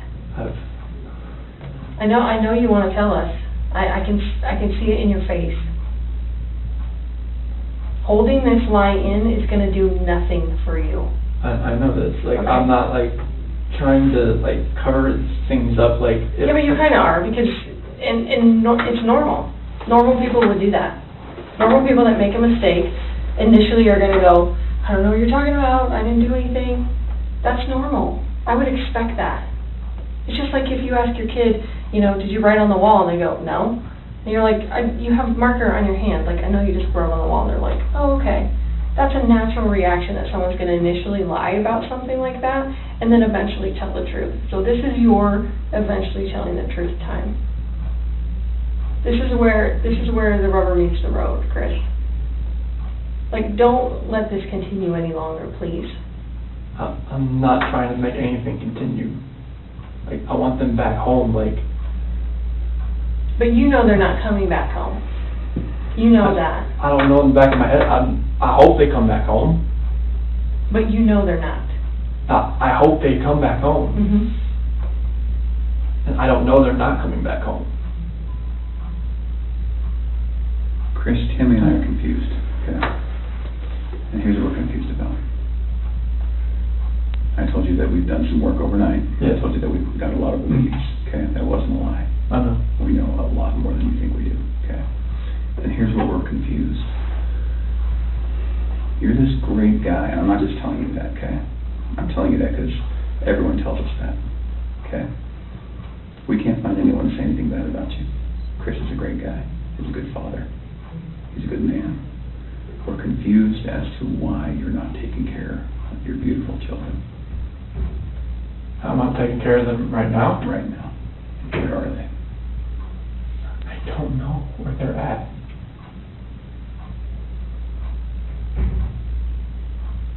Honestly, I do not know where they are at. If I could have my babies back home right now, I would. I want them back. I want everybody back. That is the God's honest truth.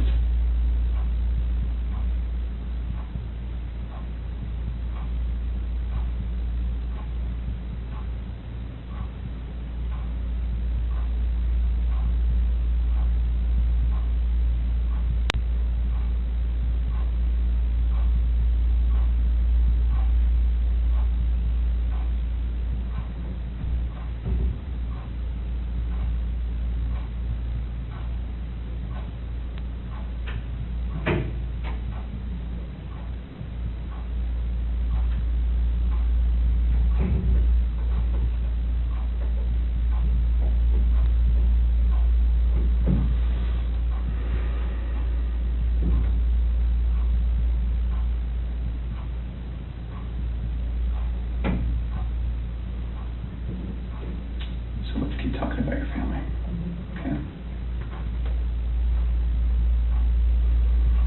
We just can't figure out why there's two Chris's, okay? We talked about that last night. Yes. We just can't figure it out. There's a Chris, okay? If somebody asked me my kid's child routine, I would say, I don't know, go ask their mom. That's the truth, right?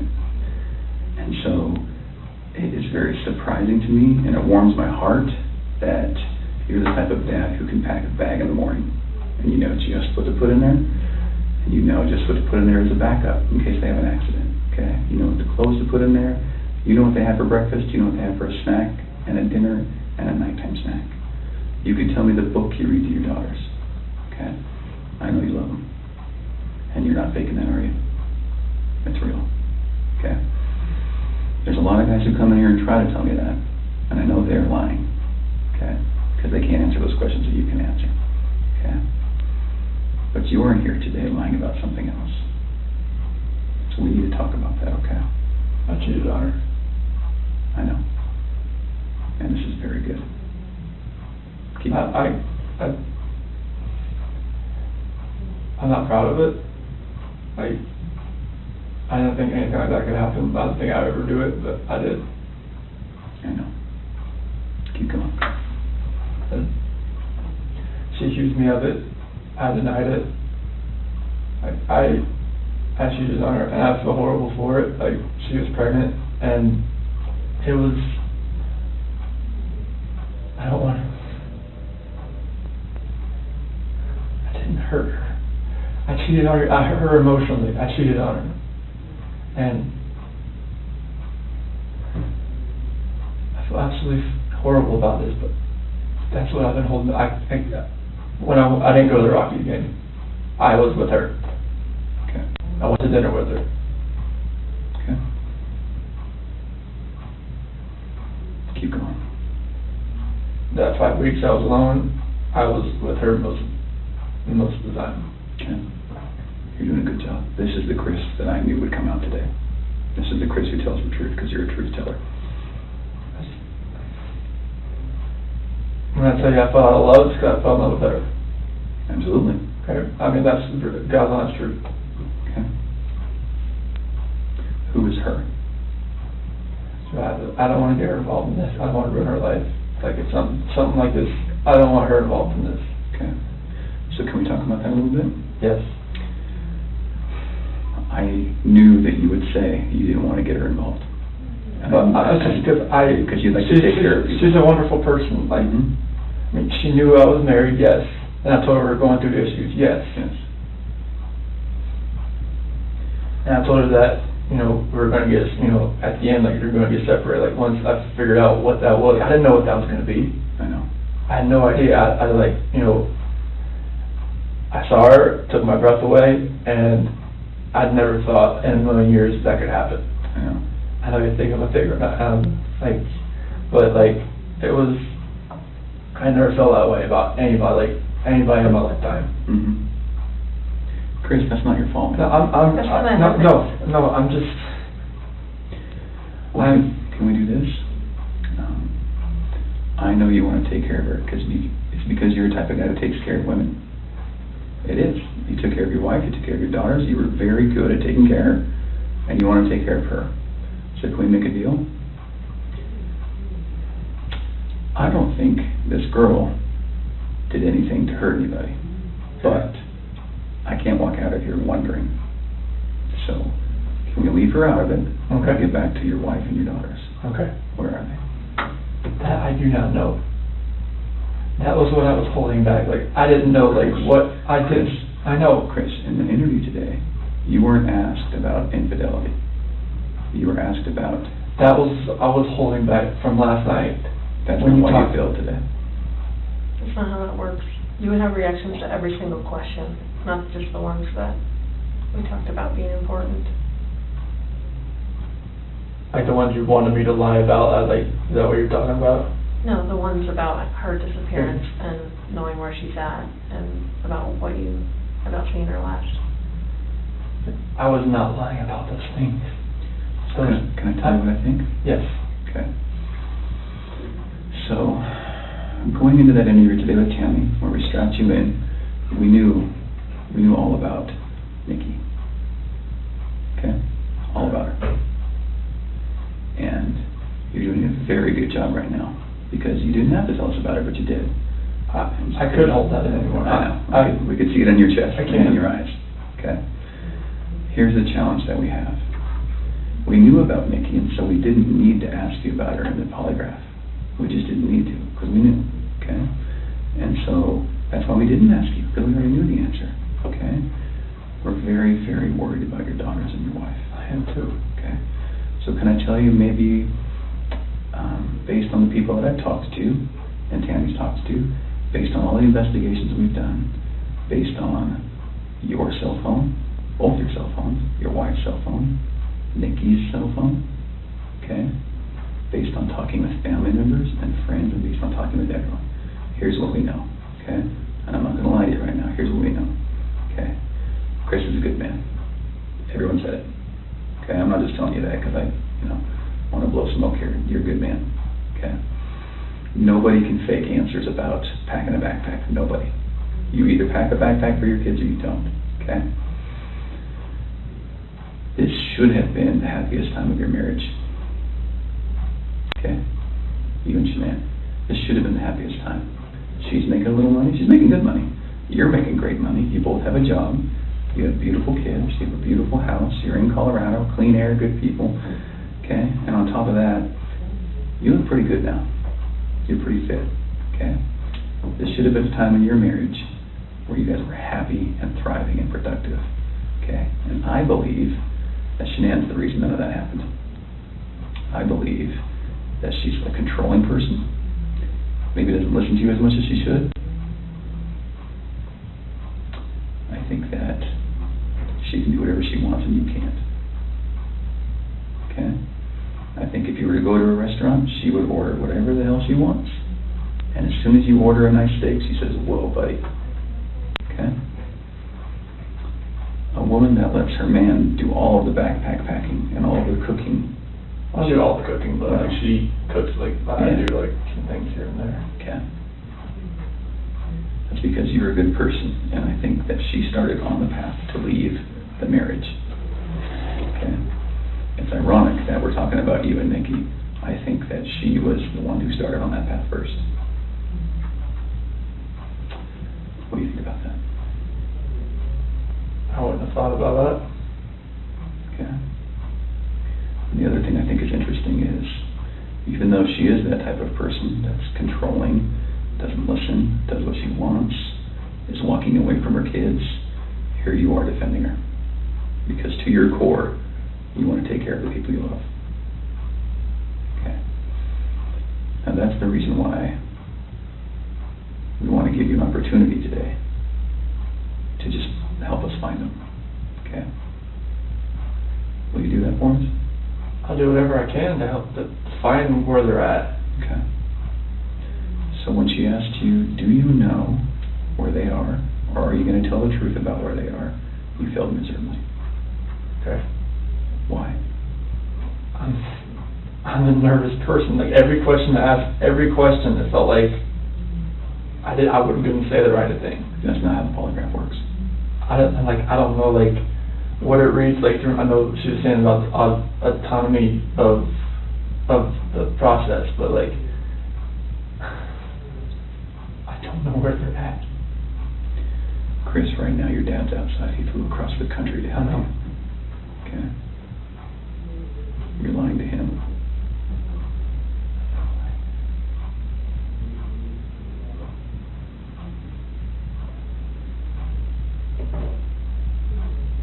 You lied to everyone you talked to.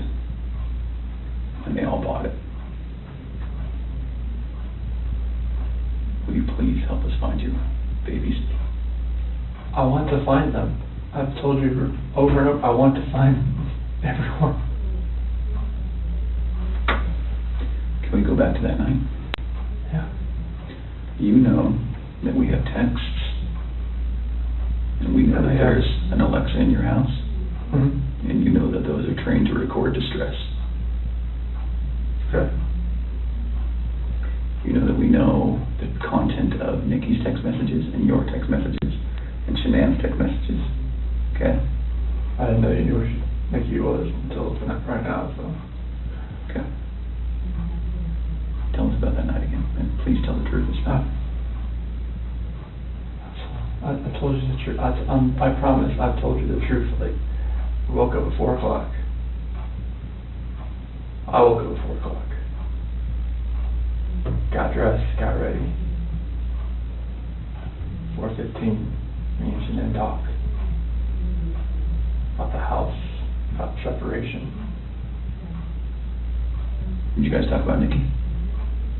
She accused me of like, all right, well, you know, is there somebody else? Sure. I didn't say it. You denied it? Yeah. Okay. Because she brought up like, you know, like, well, was there a $68 charge on dinner the other night? Okay. Was there 2 of you?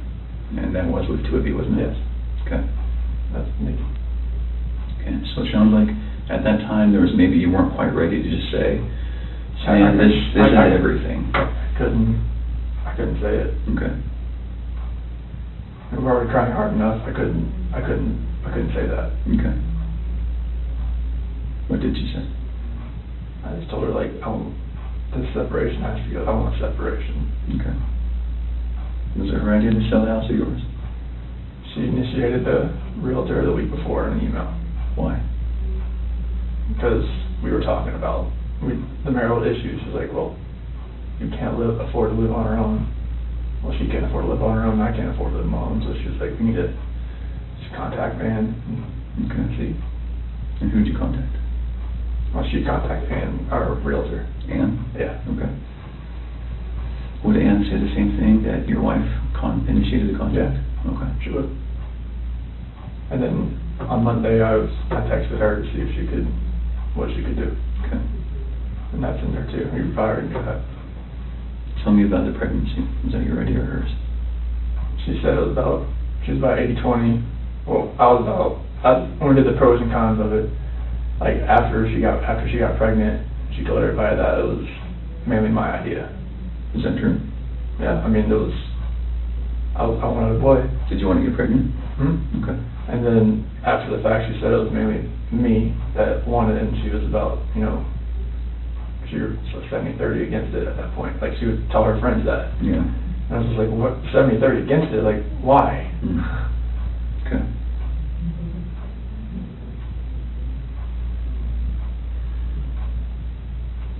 Can you understand that some of this just doesn't make sense to us? Okay. How is it possible that a woman and 2 kids are just completely gone off the face of the earth? I promise you, I have nothing on my hands I did nothing to those kids or her to make them vanish. So tell me what happened then. I believe you that you did nothing on your hands. What happened? When I left, I mean, it's on video that I left and I was in my truck. I didn't load anything into my truck besides my tools, my container, my book bag, my water jug, my lunchbox. Okay. But then what happened? I drove out of the driveway. No, before you drove out of the driveway. What happened with your wife and your kids? I didn't do anything like that. They were still in the house. Where are they? Where did they go? I don't know, sir. I really don't know. Your wife's not the type of person to vanish. I know she's not. She had 10 things on her schedule that meant she was going to be there the next day, that day, the day after that, with friends, with a doctor. Okay? She didn't leave because she wanted to. Right. So what happened? I didn't do anything to her or the kids. Was it an accident? I didn't do anything. Was it an accident? There was no accident. I don't know if there was an accident in the house. I wasn't there for it. It's a big deal if it's an accident, because we can work with that, Chris. No. And I think that's maybe what happened. I did not cause an accident. I didn't do anything to my wife and kids. Was it a misunderstanding? There's no misunderstanding. Like, we had that talk. There was a misunderstanding where I didn't tell her about the affair. Okay. I didn't. That was the misunderstanding. Like, miscommunication, misunderstanding. Yeah. Good. But I probably should have told her right then, honestly. I mean, everything was out on the table anyways. Right. I should have just told her right then. But I didn't, because I just couldn't bring myself to do it. What was your plan? What were you going to do? I mean, how was the separation going to work? Like, once we got separated, I would get my own place, and then 50-50 split with the kids. That's what I was hoping. Mm-hmm.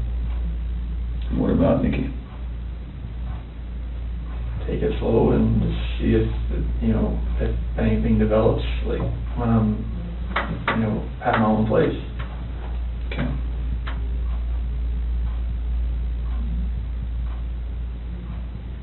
I just find it hard to hear you talk about just having this emotional, conversation with Shanann, and you're bawling and crying together, and you have not shed one tear in 2 days that you've been here. Not one.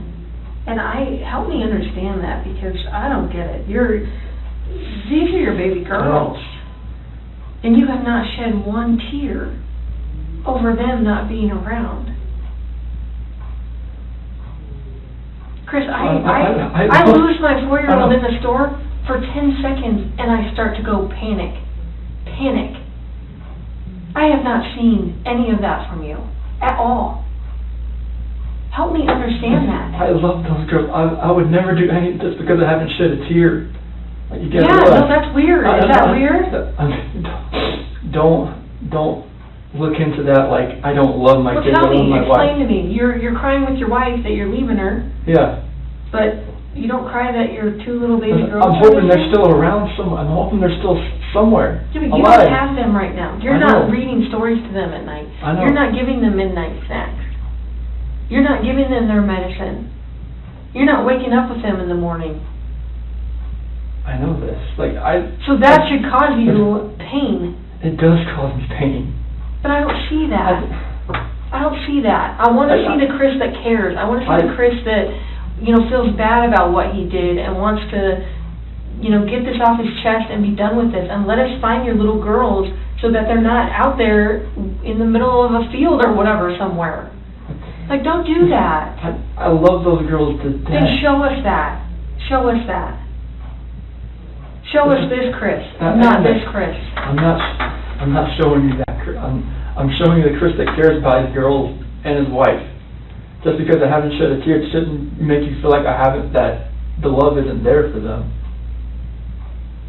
It's weird. It doesn't make sense to me. I understand that. You have to... I totally see where you're coming from. Trust me, like, there's nothing...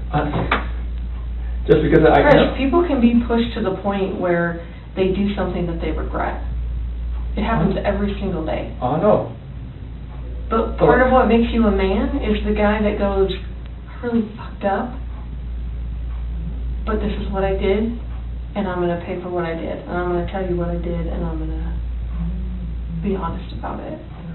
Chris, we can keep talking to you once we find these girls, okay?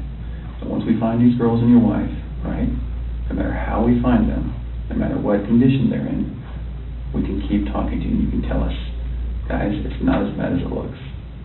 And you can say, let me tell you what happened. I was never comfortable with you, Graham, or with you, Tam. No, I wasn't comfortable yet, but now that everything's known, now that these girls are found and Shanann's found, however they're found, it's okay. We can keep talking to you. Okay? Chris, did Shanann do something to them? No, I don't know. I'm serious. I have no clue. No, you would have known, because they didn't leave the house. Did Shanann do something to them, and then did you feel like you had to do something to Shanann? No, they were at the house when I left. They were there. They weren't there. They didn't leave. They vanished. They were there. The only way they could have left is in your truck. There's no way, because, like, I didn't just throw them in my truck. You know your truck has GPS, yes, right? Yes. Because you even told your boss, like, Yeah. hey, I'm going through separation, I'm maybe staying Yeah. at a friend's house, whatever. You know that thing pings every 10 seconds? Yep. So we will know You can't turn it off. I know. And where your- you went. And your company's giving that to us. I know. Okay. Are we not asking the right questions, Chris? No, you're asking all the questions. What are we not asking you right? What are we doing wrong? You're not doing anything wrong.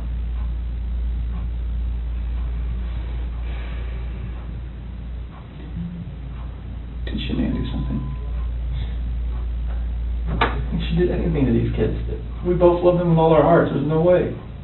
It could have been an accident. Something happened in the house that you know about. You failed the polygraph test, Chris. This is not about, did you leave and your wife vanished and you didn't know anything about it. That was not what you were asked, okay? Okay. We know that something happened to all three of them. But I want to know, did something happen to these baby girls first that you had to take into your own hands and deal with? You had to clean it up for Shanann. Chris, you gotta tell us. There's something that happened to these baby girls.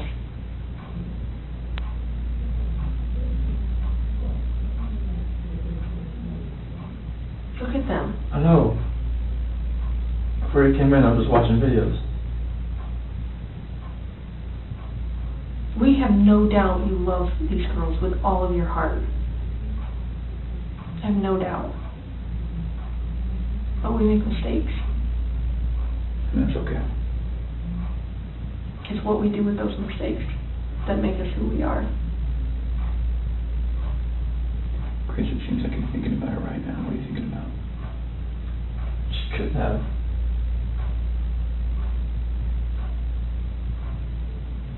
I feel like you cleaned up for her. I feel like that's the type of guy that you are.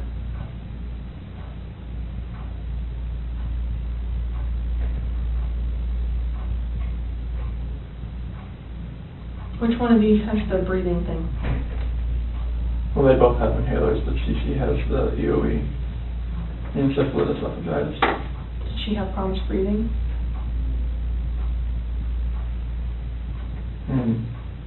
only like with her allergies and whatnot, like if she had anything next, but she's home with the endoscopies and everything and the surgeries I told you about. Do you think she had trouble breathing that night? And Shanann freaked out? And didn't want to live without her baby girl? I don't think so. Did you hear about the homicide that happened in Aurora, where the guy beat that family to death with a ball-peen hammer? Mm-hmm. The only person that survived was a 3-year-old sibling. And that sibling grew up to be a total mess. No family, no mom and dad, no brother or sister, just sort of by herself. She says, I wish I would have died with them. And there are times that people freak out. I've seen it. I mean, I've been in law enforcement for almost 20 years. I've seen it. Parents freak out and they're like, oh my God, like, I can't have my baby girls live without each other. They're best friends. They're like twins. They're, you know, they wake each other up in the morning. And I understand that.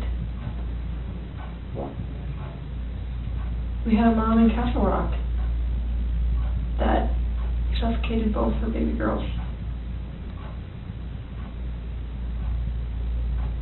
She's like, my husband was going to take them, and she's like, I just couldn't handle it. I thought I was doing right by them. I thought I was saving them pain. And I get it. Why? How's she saving the pain? Because she didn't want them to have to live without their mom.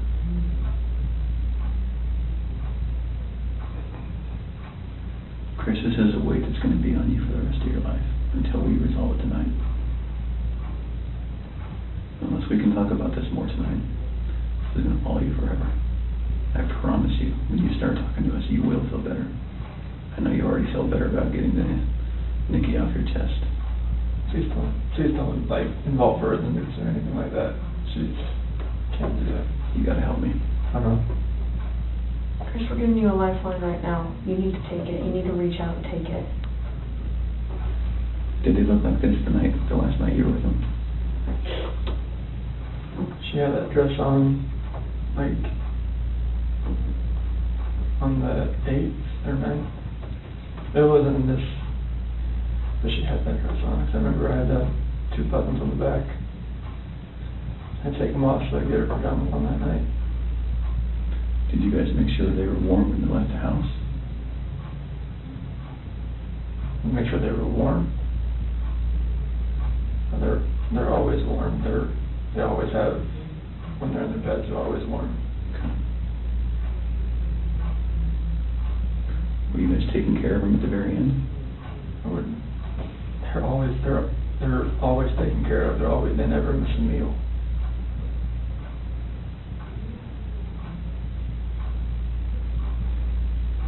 Chris, you took them out of the house with their blankets and their animals. Like, that's because you cared. That's what a caring dad does. I mean, I'm always caring for these kids. There's nothing in this for my life.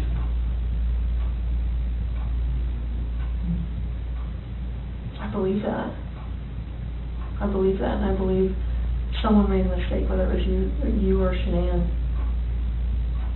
And you either cleaned up after Shanann or you made the mistake. And I mean, I want to believe that maybe Shanann did it and you felt compelled to fix this so Shanann didn't look bad. That's what I want to believe. But I don't know, you're not telling me that, so it makes me think the worst. Like, did you do that to all 3 of them? I did not do anything to these kids. Not do anything. What did Shanann do to them? Tell us, Chris. Chicks are crazy. Can I talk to my dad or something? Absolutely. Come. Do you want to bring him in here? No, I just need to talk to my dad. Like, I flew across the country. Hey, Chris, I can't. How about this? If we brought your dad in here, would you please tell him what happened? can I just go talk to him? I've been in here for like 5 or 6 hours, and I'm like, Absolutely. Chris, look at me, man. It's not going to feel any better. He deserves an answer. It's your best friend. There's only one person you wanted here most, and it's your dad. yes. What would you tell him? I love him, and I just want him to be by my side. Okay. He knows more than we do that you're a good man. And he knows as much as you want to protect your wife, Shanann. I think he would tell you to do the right thing. Before we get him. Can I go out there and talk to him? Well, I don't know that you want to do it out there because there's a lot of people going through the halls. Should we bring him in here? We'll step out. Okay? Can you 2 minutes with him? Okay. Can we just ask a couple more questions?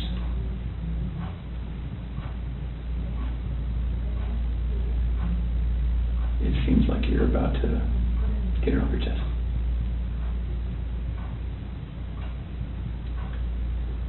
Is there any way that you can help us understand more about Shanann and why maybe something happened, so that we don't get a bad picture about her? And what I mean is, what happened that night with her? As far as like after I talked to her? With the girls.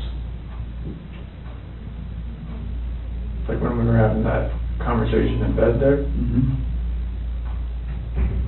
Like when I talked to her about the separation and the house, and she asked me about the affair, and and that's how that conversation went. She was distraught. She had like mascara on down her face, all that, and it was emotional. Well, how about this? If we bring in your dad, will you promise me that you'll talk to him? I'll talk to him. Okay. Will you promise me that you'll tell him everything? Would it be easier if you told him and he told us? I don't know. Okay. I don't know if that's going to be easy or not. I tend to think it's not. I think you're the type of guy that needs to take responsibility, because you always have taken responsibility. You've always made the right choice. So, I guess I'm just worried that if we bring your dad in here, that could distract you. What do you think? Distract me from like talking to you? Yeah. I just need to talk to him. Okay. All right. I know you'll do the right thing. I do.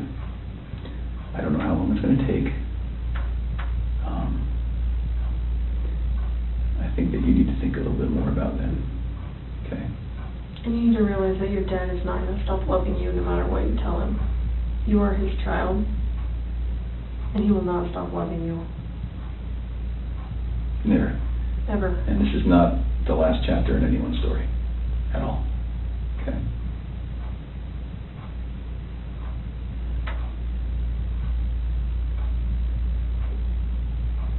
He's been here the whole time. You know, he didn't want to leave you. Have you ever seen, sometimes when an animal's owner dies, they stick around forever? I think that's your dad.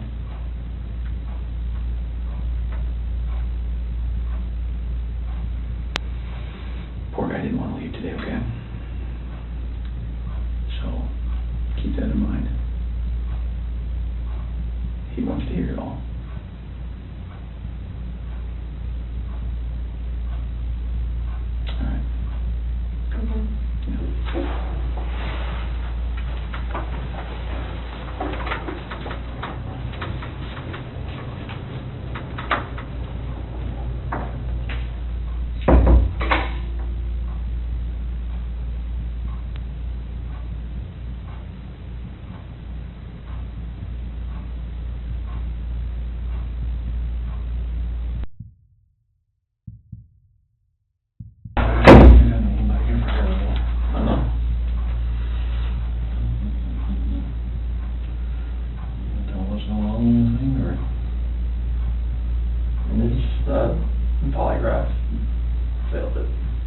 failed it there because there's too much emotions. So I mean, they're not gonna let me go.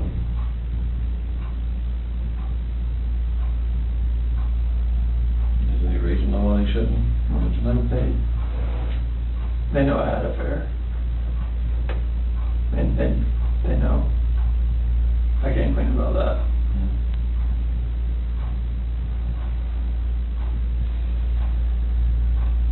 They know you had an affair. Mm-hmm. Anything else you want to tell me? What's going on, or what happened, or anything? Or you know anything about? When we had that conversation that morning, it was emotional. It was told her about separation and everything like that. Mm-hmm.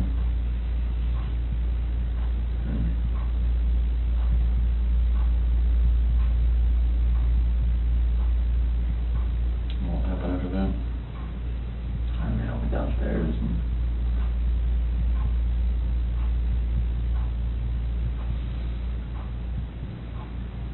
I want to protect her. What? I want to protect her. You don't want to protect her? I don't know what else to say. What happened? Huh? She hurt him? Yeah. And then I freaked out. What now? I freaked out and I hurt her. You hurt her? Did they leave after that, or what? So she started hurting the kids. They were.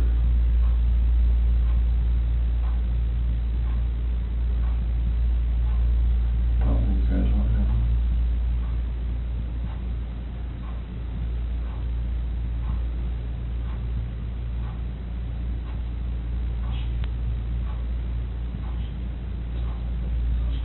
One, just a little.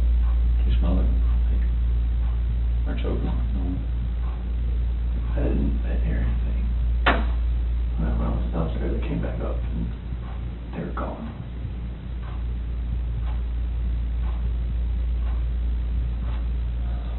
I don't know, like me talking to her about that. Talking to her about separation and everything, about And she lost it. I don't know, like, what else to say, like, 'cause I freaked out. I had it. Those are my kids.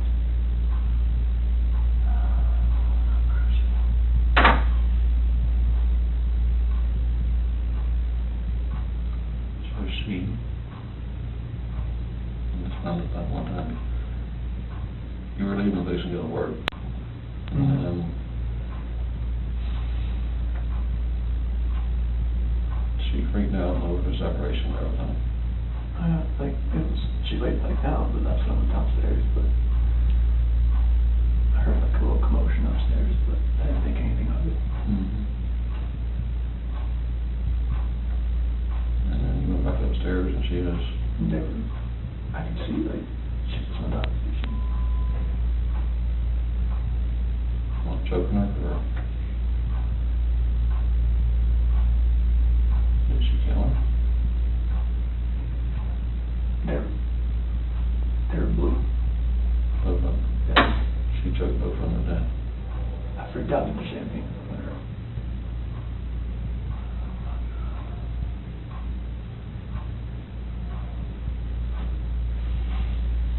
I don't want to say. I don't want to say it though. No,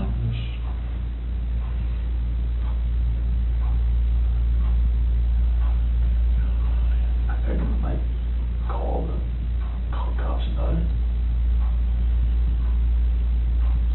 So when you do all the bodies off or something?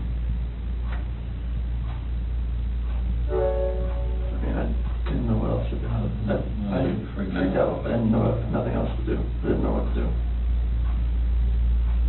So she killed Lucy, Steve, and Bella, choked them to death.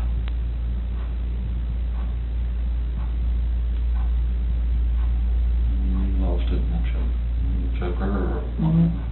That's just rage.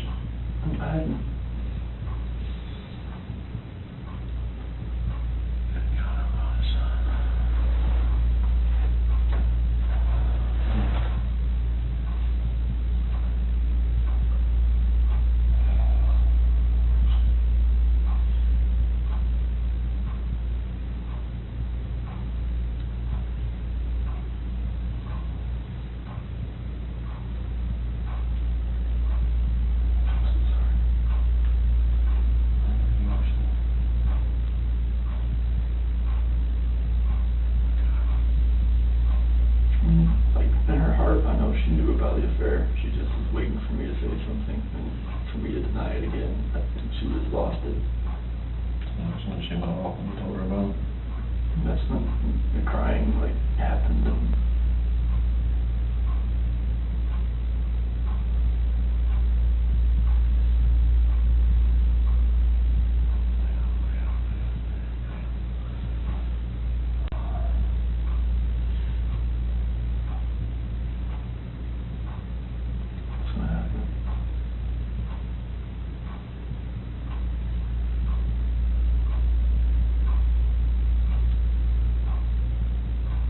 She knows that when we told her about her apartment, yeah, that's right.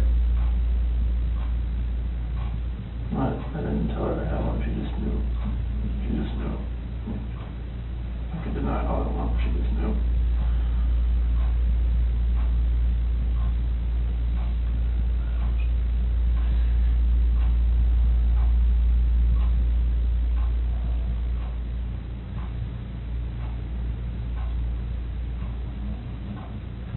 She said I should kill both of her. Was it the separation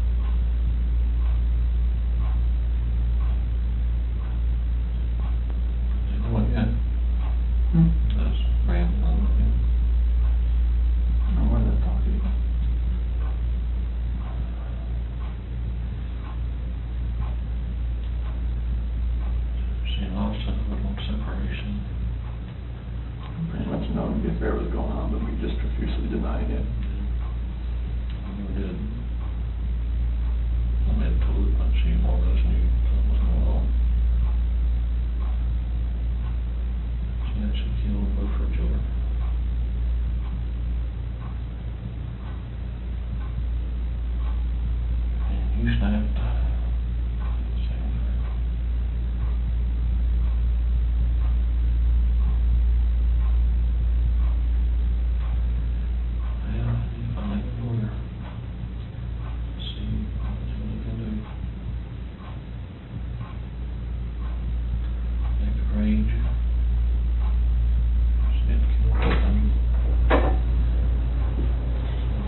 What's that? Doing okay? You sure?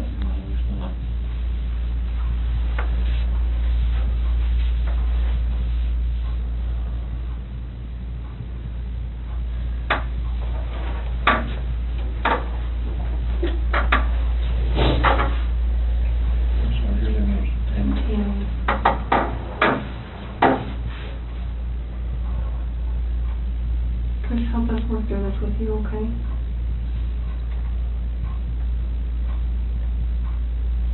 Will you tell us what you told your dad? After that conversation. Water up there, son. No, you're fine. Yeah. After that conversation we had, and she accused me of the affair, she, in her heart, she knew what was going on. And she knew about the dinner the other night. It was too much for just me. She knew about what now? When I told her I went to a Rockies game, I went out to bed.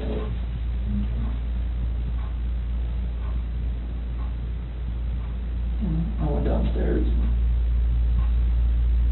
And that's when you told her about the separation? Well, that was when I was upstairs in bed. And told her, you know, what I wanted, and I wanted a separation. And that's what I want.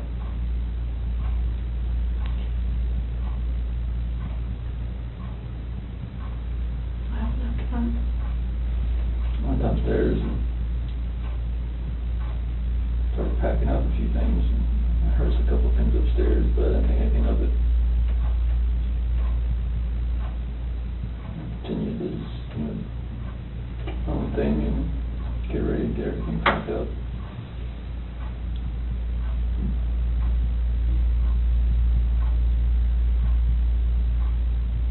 Next.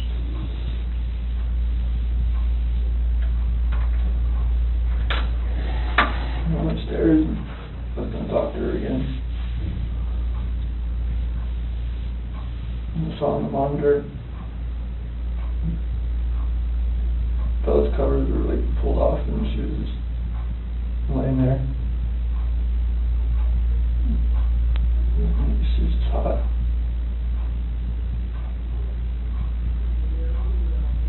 Cycled over to CC.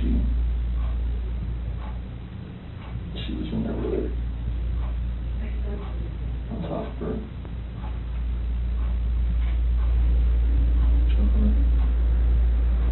Freaked out. I ran in there and got on top of her.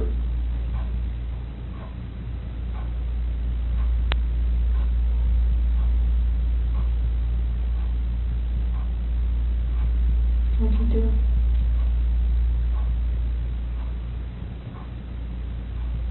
She blew.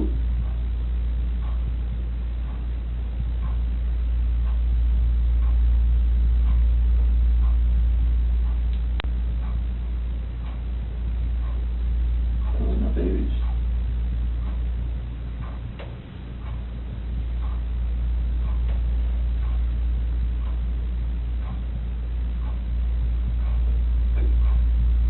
Those are my kids.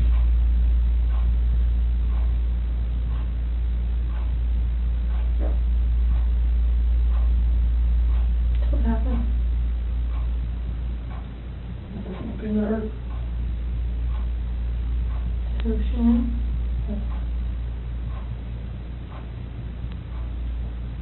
Where were you at?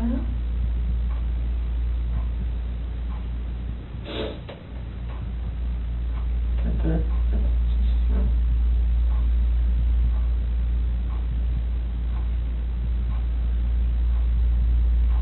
I put her back in our bed. Shanann. Is you okay? What happened next? I don't know what to do.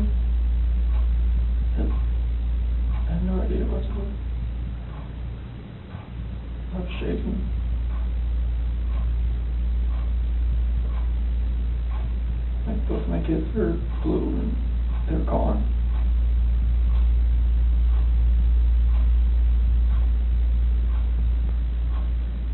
And I'm just like blind to just, I'm not that person, like, I'm just like, she hurt my kids.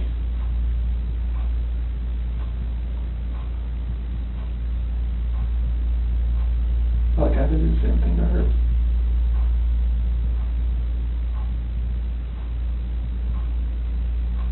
What happened after she was in your bed?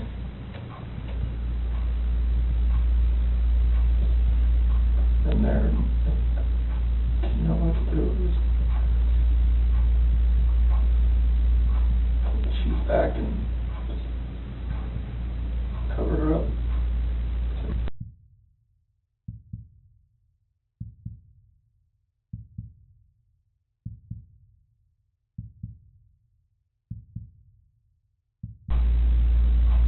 Didn't know what to do.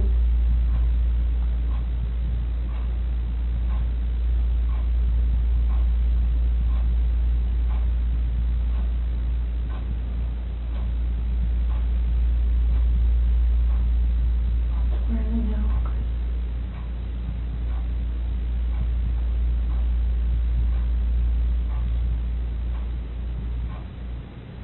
To find your babies.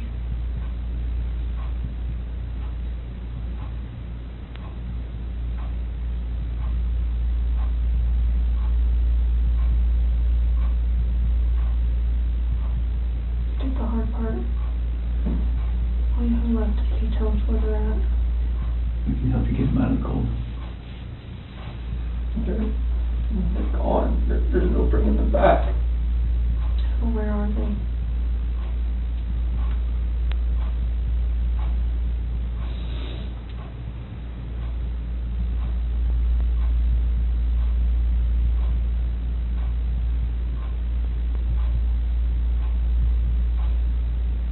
At that first location I went to that day.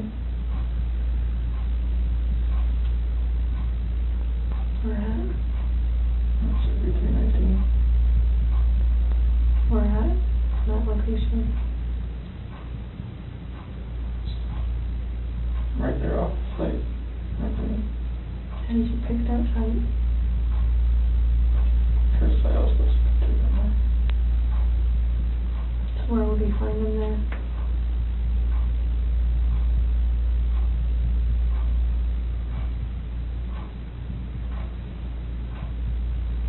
I didn't know what to do. I know. I didn't know what to fucking do. Like none of this made sense.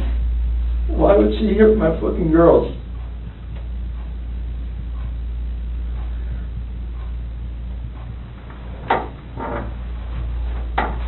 So Chris, are they in something? Are they under the ground? Like, where would you find them? You take us out there? There's no way I want to go out there.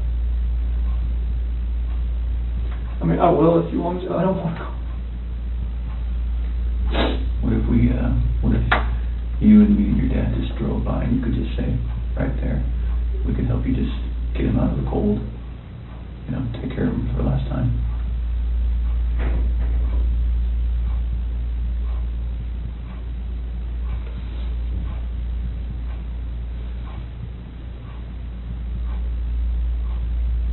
I'm sorry. I know you are. I know you are. I know you came in today to do the right thing. You didn't have to come in. You came in all on your own. Yes,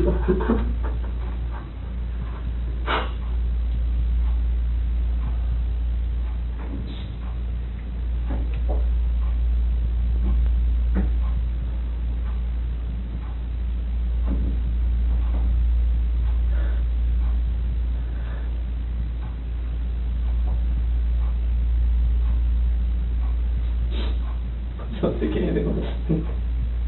What? Just please don't think anything less of me.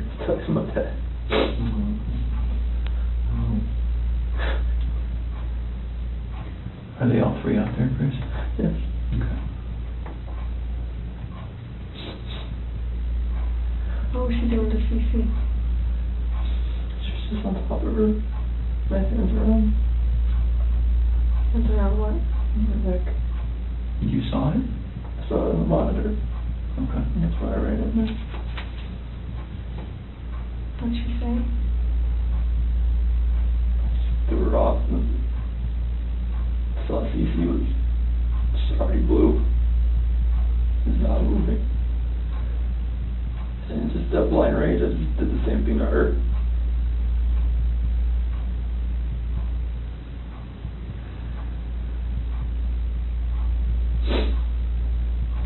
Did you ever go into Bella's room? So put Shanann back in. That's no. When I saw her on the monitor, the way she was laying, the bed just sprawled out.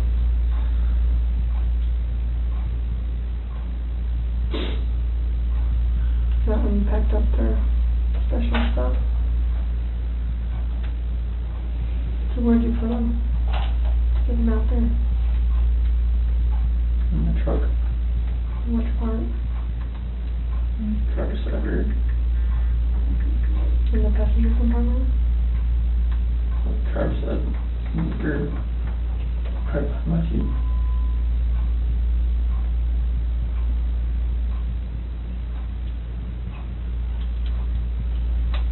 What do you think of on the way out there?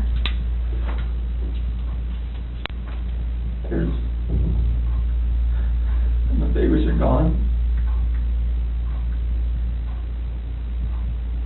And I put my hands around my wife's neck and did that same thing.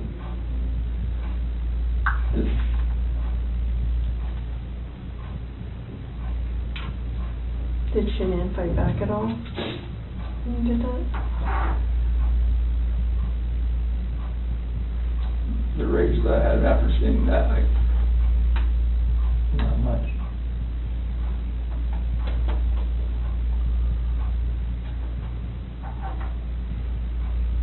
How do you know Shanann was dead?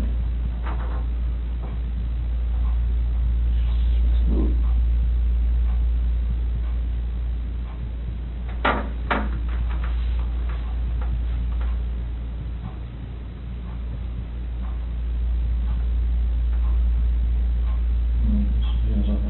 We looked on her Facebook page like 2 days ago.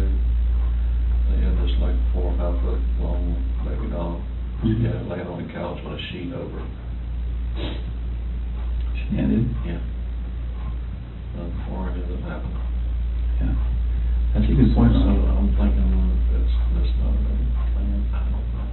That's a very good point. If I can't see it now, I'm blocked on hers. If you look on her Facebook page. What did it say, or what was the It caption? said, what do you say to this? Something similar to that. And a tall baby dog about that tall was laying on one of her couches and had a sheet over it, across the head, all the way up, you can see his feet hanging out. Saying like Bella had done that. The kid went through that. Do you remember that, Chris? What do you think? Just make fun of it. Thought it was funny. Did Bella do it? I don't know. I don't remember. I don't think so.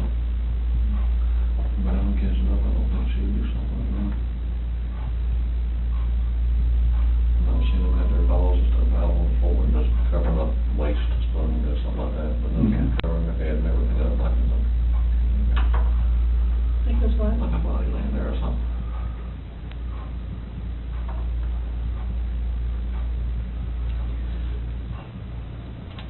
It sounds like kind of. I'm sorry, I lied to you.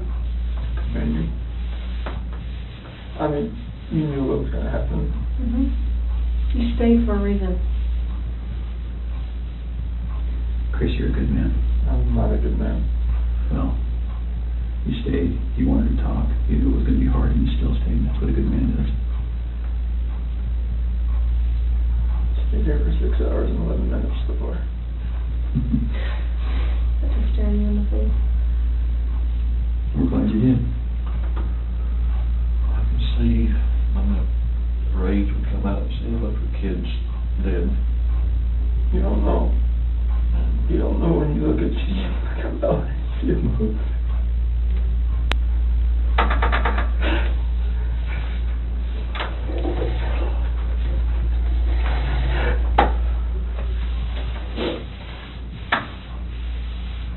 I told you your dad still loves you, no matter what. How could you let someone kill somebody?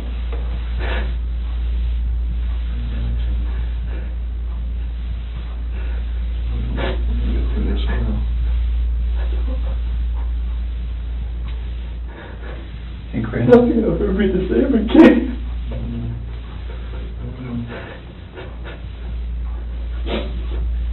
When you came in, was your wife on top of her right when you came in? So you saw it in person? Because I saw the mom, and that's why I rushed in. Someone was there to talk to her again. And when you came in, she was right there on top of her? She was right there. Okay. Her hands on her throat. She didn't know what to do.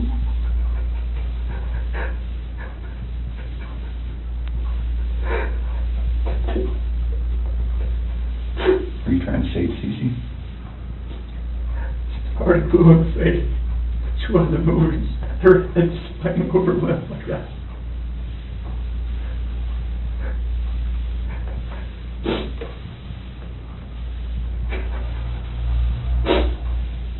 So where did you put them out there, Chris? That's really important.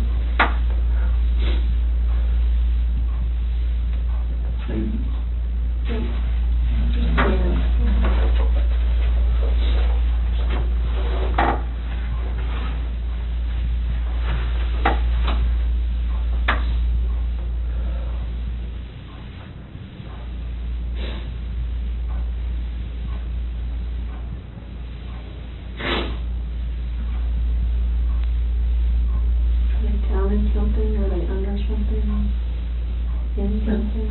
I didn't know what else to do. I know, so tell me what you did. I know. I didn't know what else to do. I was so scared. I know. It's like my wife just did this, and I just did that. What do I do? Right. Or anything that I would do from them was just going to be just insensitive and just a horrible thing. You were in a tough spot. I mean, what can you do, right? Sometimes your body just kind of takes over and...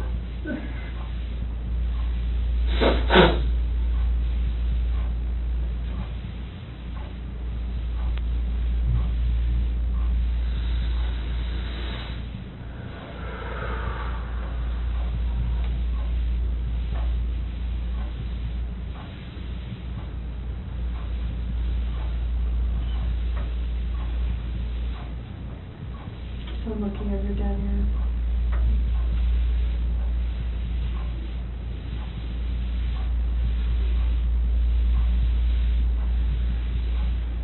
Can you show us?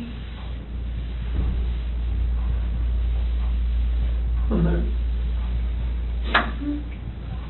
What's going to happen? We're going to help him get out of there. Do you Like, what? Would you prefer that one of your coworkers? Oh my God, no. Okay. I cannot have that.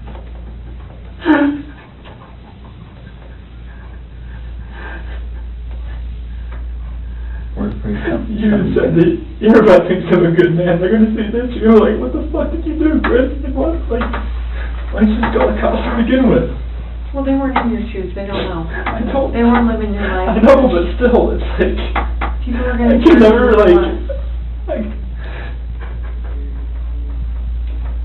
We'll just go little steps at a time. How about that?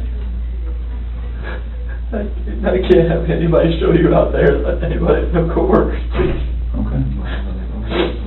I mean, they're just going to form their own opinions anyways once they figure everything out anyway. We'll find it anyway. We'll just take little steps tonight then. How about that? Yeah, do you have to have any of them with you? No? No. We prefer you. Can you and me and Tammy and Ronnie get in the car and just drive out there? Just general direction. You just point it? Take it from there. Chris, I know they're gone, but they're still your babies, and you're still their dad. You don't want them out there. I don't want them out there. don't want someone else to find that out there. You don't, I promise you.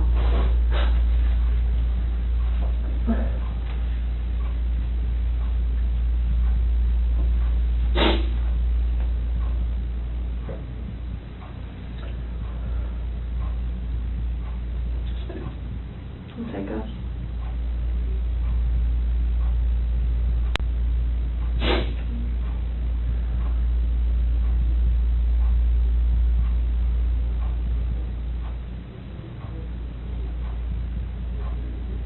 Will you give us a second so we can kind of get some things arranged to do that? Ronnie, do you mind staying in here with him? Okay.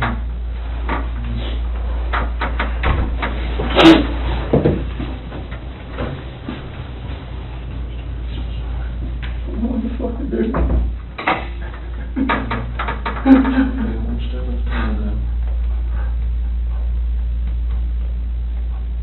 This is just fucking horrible.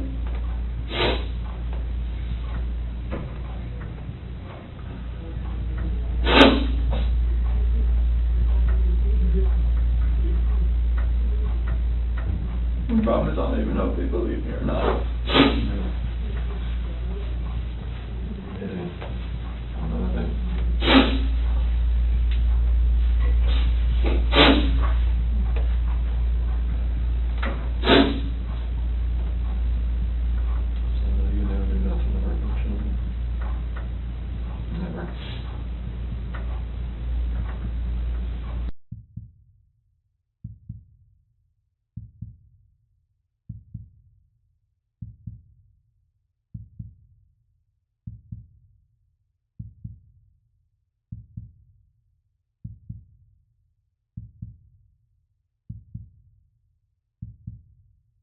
Yes. I'm gonna have to text my daughter after I go to my house before my wife finds out. This ain't gonna be on the news anytime soon, or is it? No, not tonight. I can't imagine it's not now. I mean, I don't really have much say in that, but I can't see that. Do you want me to take you out to the lobby and you can go to the bathroom and then text your wife and stuff, talk to them? I want to go outside. Yeah, I'm gonna go outside. Just watch the press people around. Yeah, I'll see if anyone's out there while I go. You want your water? You want to take your water with you? Yeah. We're going to try to do our best to make sure that we, we don't stand to gain anything by broadcasting any of this. That's not what law enforcement is ever really about. So we're going to try our best to handle that as discreetly as possible, but they're pretty good at what they do too. So I'm not from around here neither, are you? I've only been here 2 years. Okay. Yeah. I'm trying to find a lawyer or something for not a public defender, but somebody else. We can talk about that later. Yeah. Get your phone. You got it? Okay. Let's go this way. All right, we'll stop.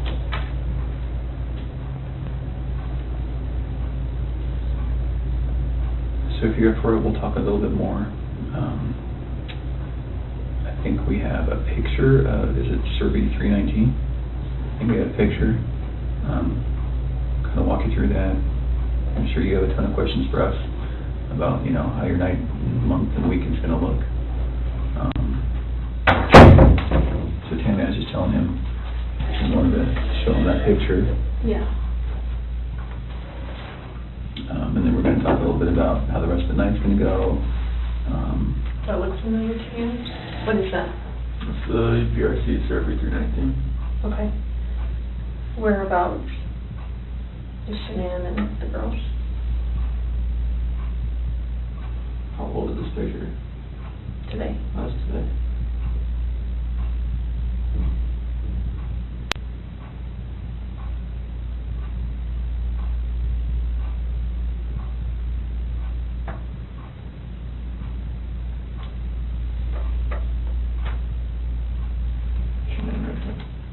Okay, can you mark it for me? I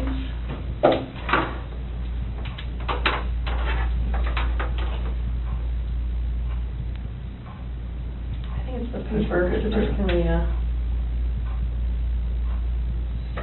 the S for Shanann, okay, and where are the girls at?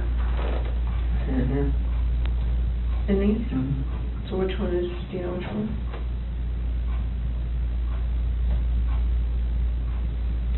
Are they in the tanks? Can somebody who doesn't know what they're doing open those? Okay, it's easy to open them. What's in the tanks? It's a mixture of oil and water.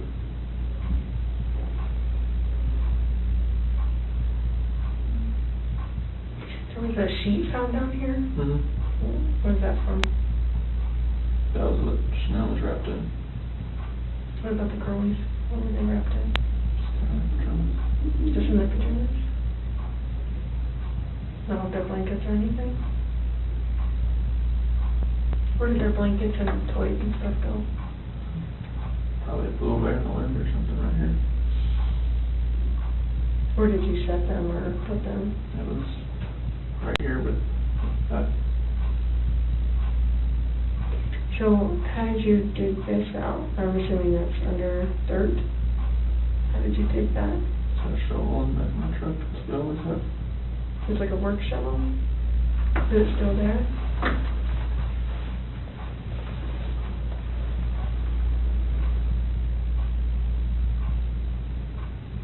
How was Shanann dressed? Shirt and underwear. Is that what she got into bed with? Do you remember what color her shirt was or her underwear? I think her shirt was either black or gray. Underwear was probably blue.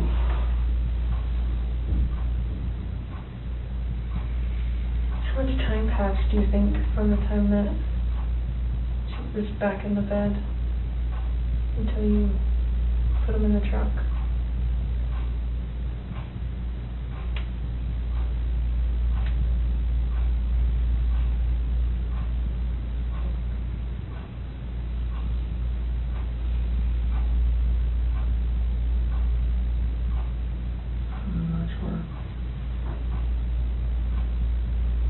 Are we talking minutes, hours, something else? From when I left the house. No, like from when you got her into bed to when you put them in the truck.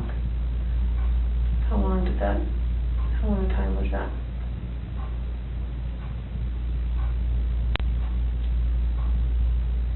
So like from when put Shanann in my truck, from the bed to the truck. Yeah, from your master bed to the truck, yeah. Minutes. Okay. Because you talked about covering her up or something. Yeah, and the sheet.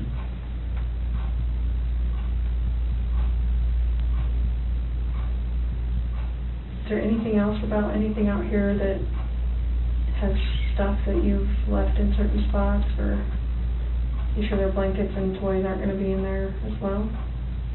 Not because it was right here with that sheet.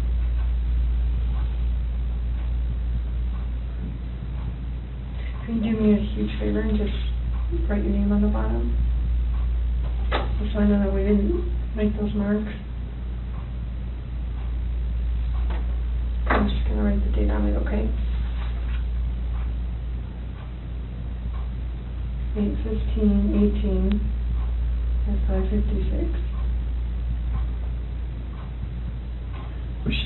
Was your wife wearing any shorts or pants or anything, just under? Okay. Do you remember what they looked like? Blue. Okay. Okay. And the girls, do you remember what their pajamas were? They're both nightgowns. Okay. Celeste, I think, was that pink one with the like birds on it. Okay. I think Bella's was, yeah, a unicorn or believe on it or something. Okay. So it sounds like, it feels like to me, now we know pretty well how to go get them. Is there anything else we need to know?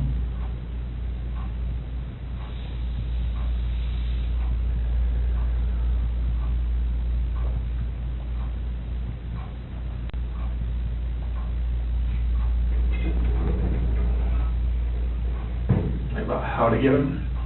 Yeah.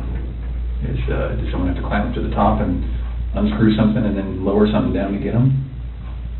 They're like, it's just a hatch from the top, and they're like 20-foot tanks.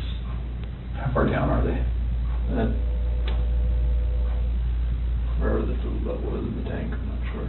Okay. What was it when you were there? I don't know, I didn't, Okay. I wasn't looking for that. Okay. All right. You need me to go out there or no? I don't think so. Would you prefer not to? I didn't know if you needed help getting there. Yeah, I don't know. I think once we got that picture, because we didn't really know how much about the location that the other police officers knew, but it sounds like they knew somehow right how to get to 319. So, and I think that's how they got that picture.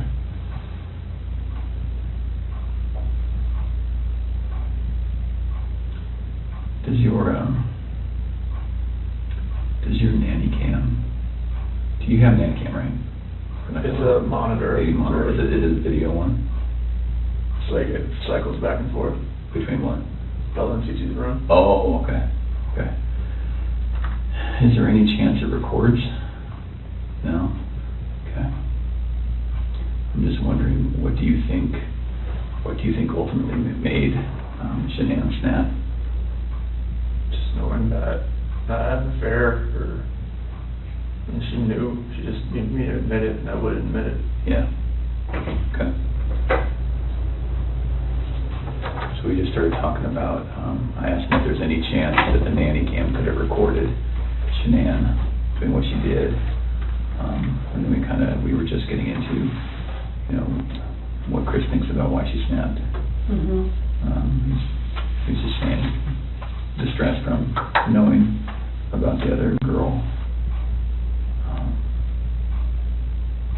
Knowing, but she didn't really know, right? I mean, In her heart, she knew. She just wanted me to admit it.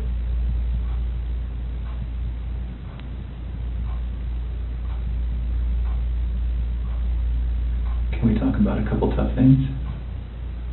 I think we need to get it out of the way and just really get it out, just to make sure you have every chance to explain exactly what happened and we have every chance to ask questions. So the conversation happened. You go downstairs. She's still upstairs. And then you see what? I hear this commotion upstairs, just like little noises like that. Okay. Didn't think anything of it.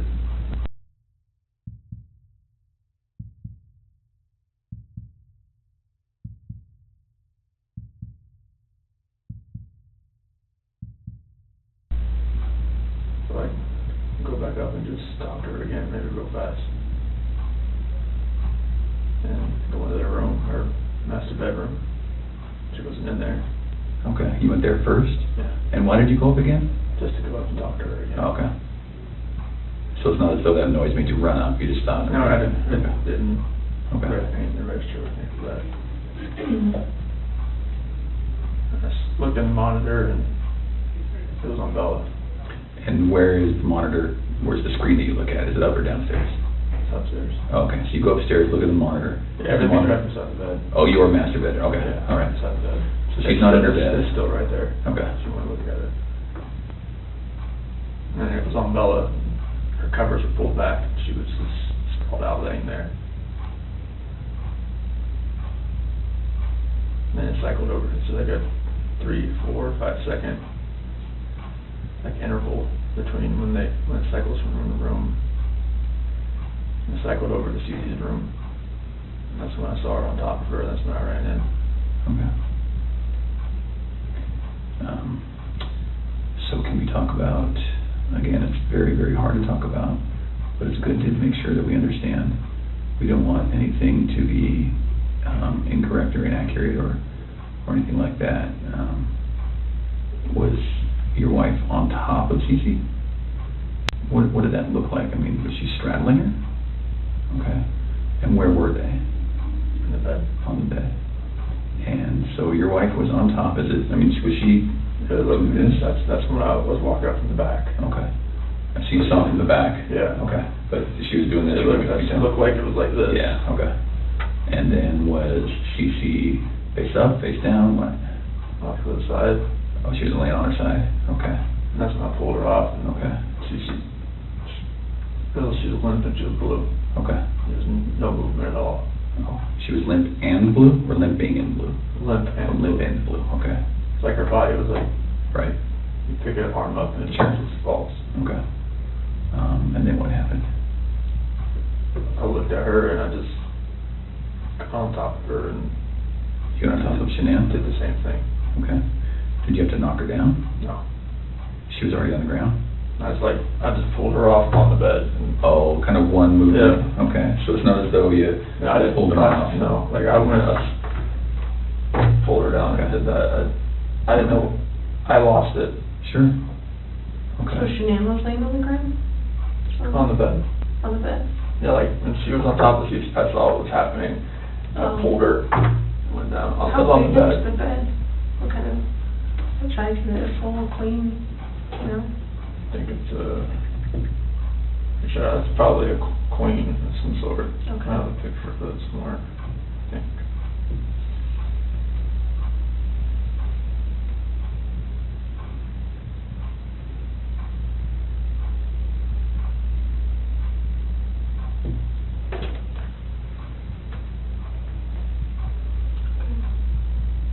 So where was Celeste? In the She was kitchen? all the way up to the top. To the top? Yeah. And I went in and pulled Shanann down, it was crossways. Like, So she was laying laying this this way, as I was.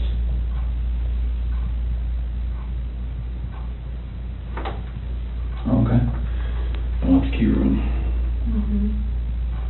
So then, is this picture as you're standing in the doorway to go in? What is that where, okay? And then, so were they closer to this side or this side? She usually sits in the middle. Okay. And then, so your wife was right on top of her, you could just see that. And then, did you pull her this way or that way, or? So I looked where her head was on this side. Right over here? Yeah. On the left as you're looking at it? Okay. Did she put up a fight? I lost it so much that it didn't feel like she did. Okay. You're a pretty strong dude. Was she yelling? Was she screaming? Was she talking? Was she scratching you? Nothing?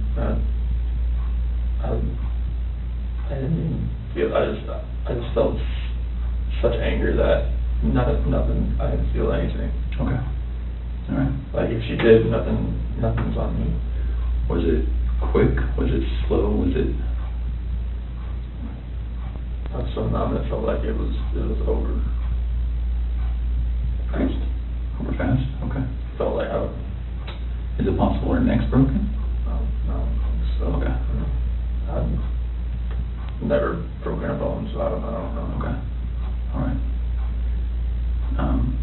Was it a choke like this, or was it like a headlock? A choke. Okay. All right. Can you put your hands out like you had your hands? Like that. Like that? Right. And your wife, you saw her with one hand or two hands? I just coming from the back, I couldn't really tell.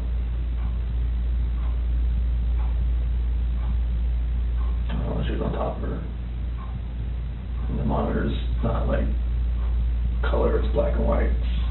Nighttime, it's black and white. Okay. When it's dark. Because you went up the stairs, right, to talk to Shanann again?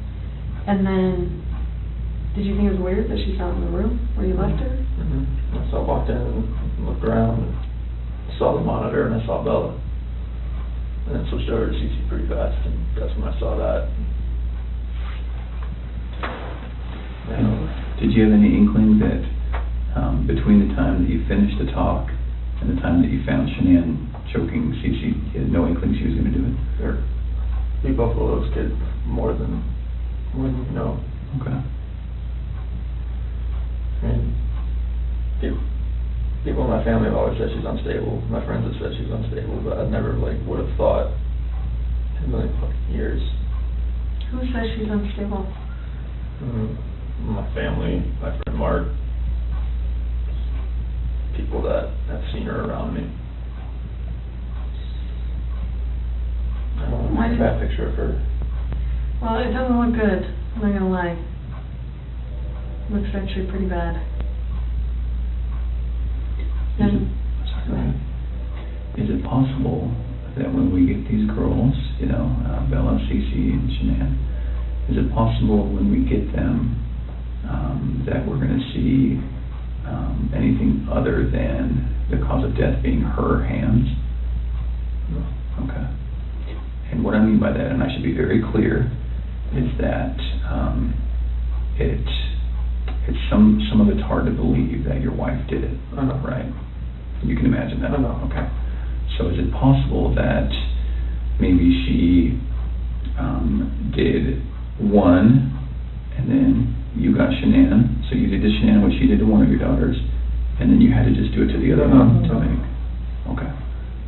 So is that's not what happened? No. Okay. Is it possible that, is there any other way where we might see your hands on the girl's neck? No. Okay.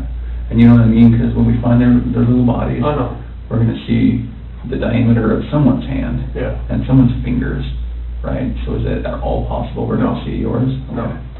All right. And I know it's hard, and I know you're probably getting angry at my question, but we have to ask. Okay.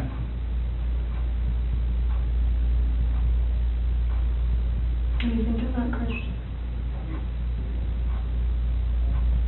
Let my family down. Let my dad down, let my mom, sister, nephew, nieces, friends, co-workers. Everybody.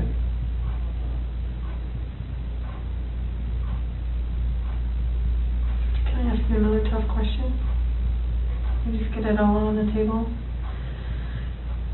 When you see Shanann choking, strangling Celeste, and you get her off of Celeste, did you think about calling an ambulance? How come? I see you laying there blue and limp. I mean, I've never seen something like that in my life. I mean, she just like lay over, like nothing was moving at all, no gasp of breath. So, she was totally just blue. So Chris, doing this job for a long time, I know. I know a lot about psychology and as far as like what people are thinking, and most parents will never even want to fathom that their kid is dead. Even if their kid's stiff, blue in bed, I mean stiff like been dead all night, they still call an ambulance to see if someone can revive their child. And when the ambulance gets there and they're like, gosh, their kid's been dead all night, like there's nothing we can do. The parent's like, why are you not doing something? What are you talking about? So that's what we're used to. So that's why I want you to explain to me like what was going on in your head and the rage I felt for what she did. It just took over.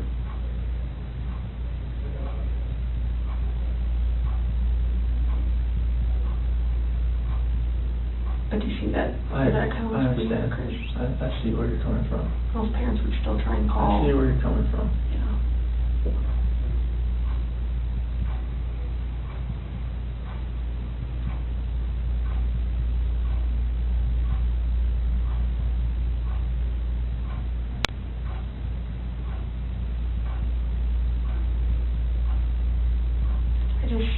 I would hate for Shanann to get a bad rap if she didn't have anything to do with it. You know, it's not fair. I know. It's not fair. Like enough bad stuff has happened. I know. Like we need to stop the bad stuff from happening. So, do you want to tell us the truth? That is the truth. Did not hurt this girl.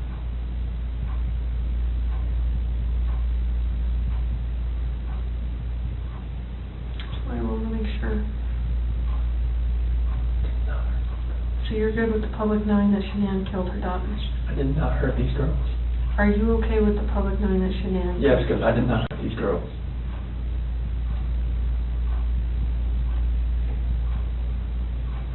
Chris, I'm not sure I believe you.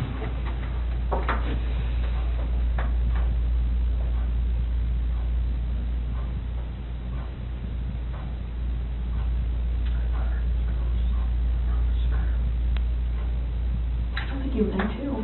I I don't think you meant to. I didn't hurt them. You didn't save them either. You know? I know that. I know that. So that doesn't make sense either. None of this makes sense. Nothing like why she would be there. None of this makes sense.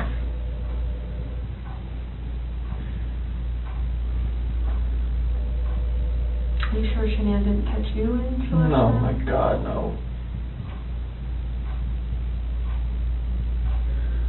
Chris, you can imagine that we're pretty cynical in our jobs, right? And tonight we've had to talk a lot about a lot of things. And don't get mad, but what it looks like is that you found a new life, and the only way to get that new life was to get rid of the old life.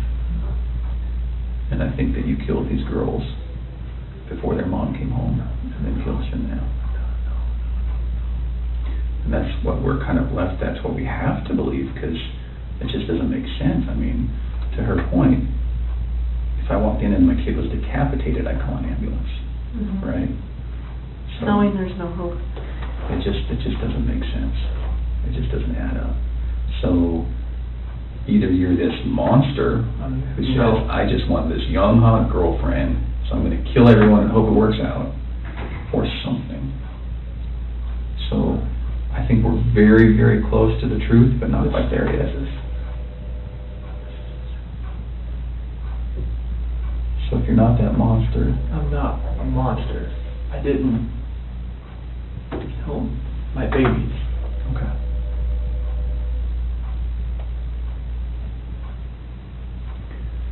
So, tell us what actually happened. I told you what happened. I know, but, you know, we're getting later into the day. We've done this a few times, and we talk, then we show you a little bit of what we're working with, some evidence and facts that we know, and then we kind of get our way to the truth. Just the truth. Okay. Everything I've told you. Truth. So what's going to happen when their cause of death comes back to you, for the girls? It's not going to. Okay.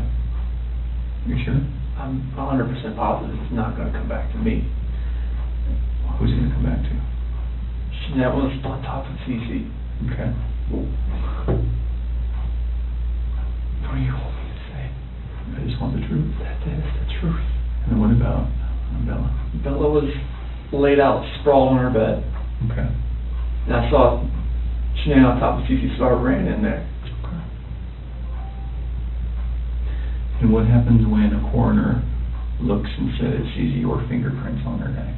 It's not going to be my fingerprints. Okay. What is it going to be? It's going to be Shanann. Are you sure? Well, we don't know about Bella, right?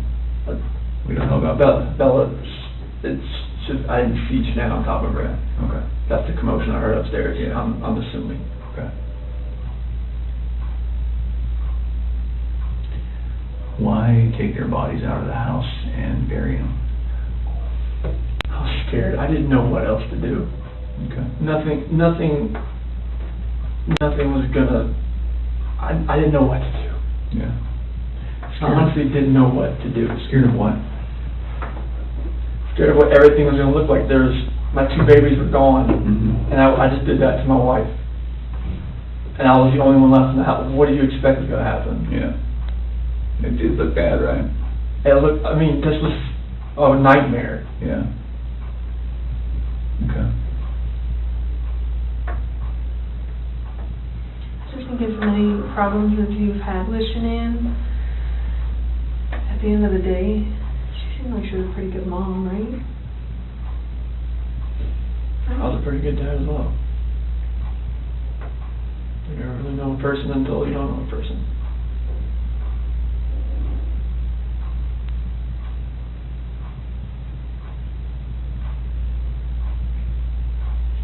I just would hate for someone who can't defend themselves, like Shanann and Bella and Celeste. Like, I mean, if you're not being truthful about who took their lives, like, that's on them too. And you don't want to do that to them. I'm not doing that to them. I'm just saying, I mean... No, I'm not doing that to them.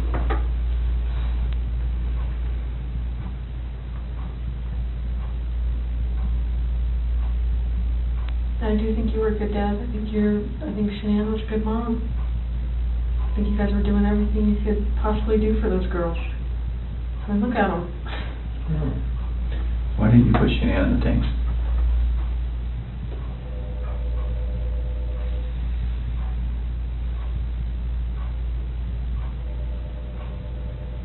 I didn't know what else to do.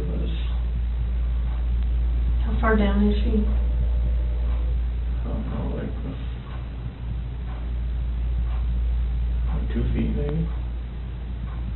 How long did it take you to dig that? No. Give me an idea. 20, 30 minutes. Does anyone ever like go up this ladder and like look in tanks? Mm-hmm. So how are you gonna avoid that? Or is it you that does that? Anybody that goes to the location. How often is that done that those tanks are checked? Depends if they're making enough oil or whatnot. I mean, once a week, maybe. So do you want someone to find them? I didn't know what else to do, Sammy. That was the location I was going out to that morning. Anyway. And I didn't know what else to do. So you weren't thinking that far ahead? No. Okay.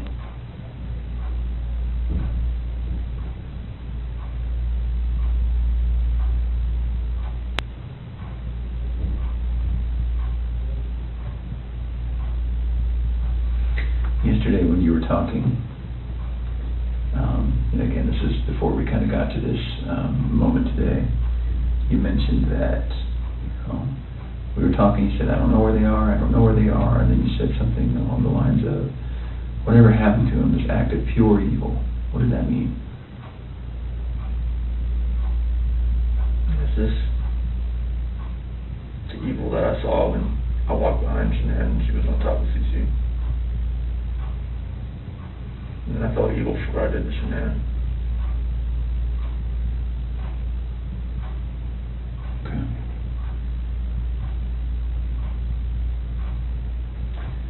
So, one other thing that doesn't make sense to me is, well, I don't know.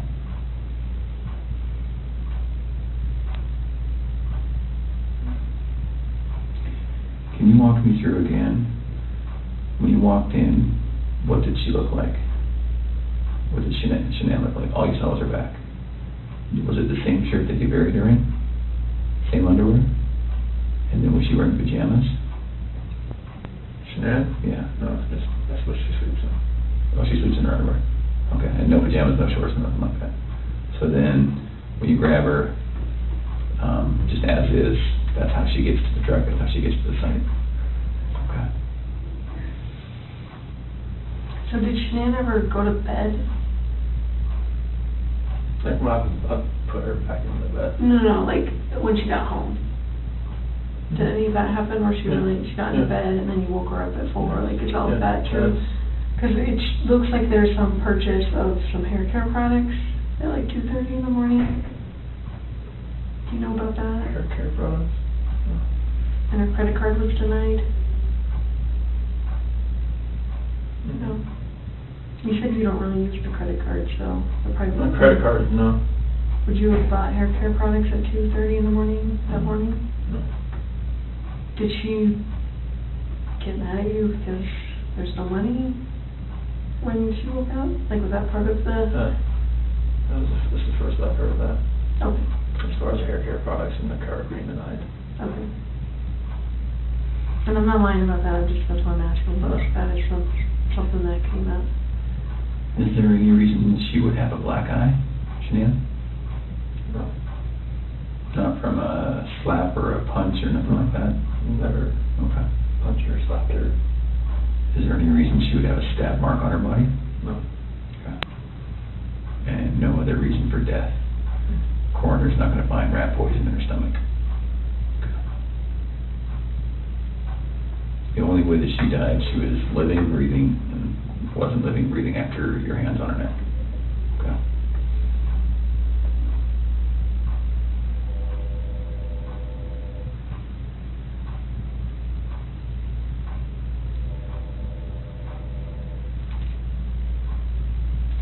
What were you talking to Nikki about before your wife got home?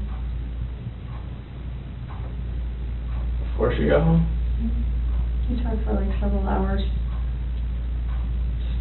I covered it. I mean, we talked a lot. Just, conversations, and just random conversations. We talk a lot. Does Nikki know about any of this? Seriously. Well, she doesn't know, like, I mean, she knows, like, from the news and everything like that. Anything else? Did you share with her anything?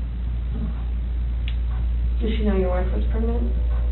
She does now, and I told her that. She didn't know at the time? How come you didn't tell her?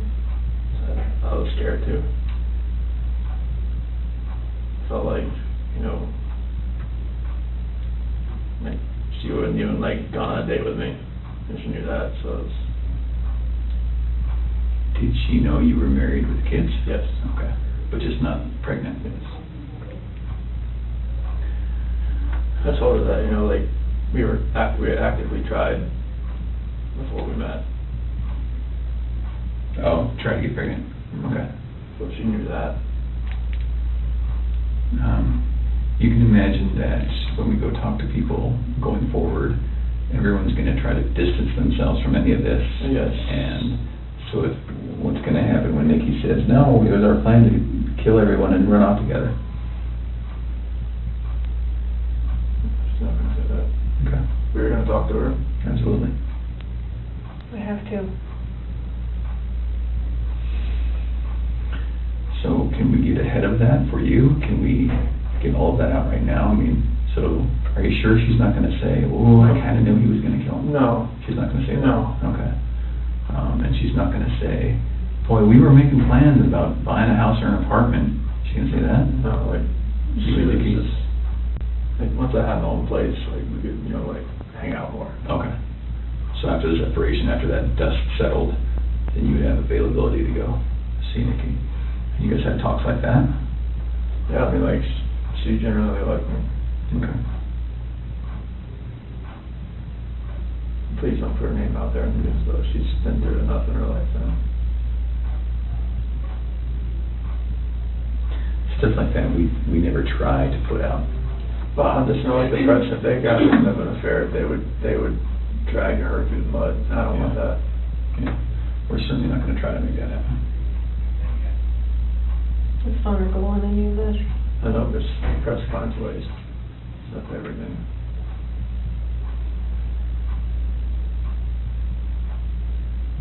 So what do you think about everything now?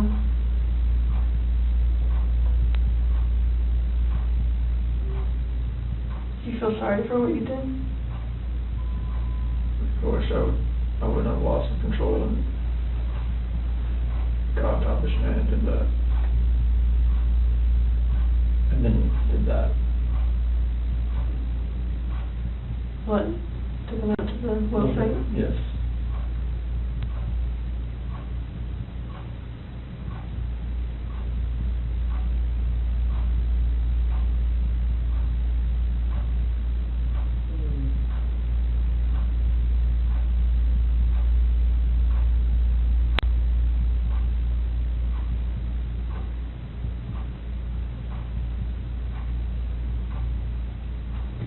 So after we look at their bodies, we're going to have a lot more questions. Things are going to be different then, but if you're willing, we'd love to talk to you then too.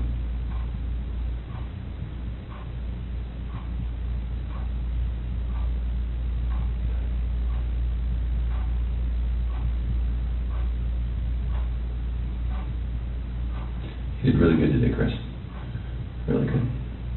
I think you had about 24 hours of just a hellish nightmare thrust upon you, and you know, you certainly did what you did, but I think you took a lot of steps to make it better today. Sorry I lied to you last night, and sorry I lied to you today. not okay. I thought you were here for a reason. There's a reason why that I came in, because there's a reason why I didn't come in with a lawyer either, so it's like, and it's gonna happen, so. I appreciate that.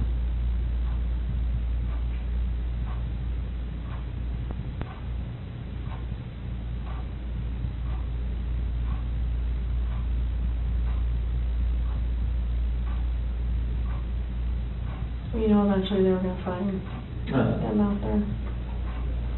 So, I mean, it was kind of inevitable. And then you would have just been sitting at home waiting for that moment to happen. And then what? Then what does it look like? It looks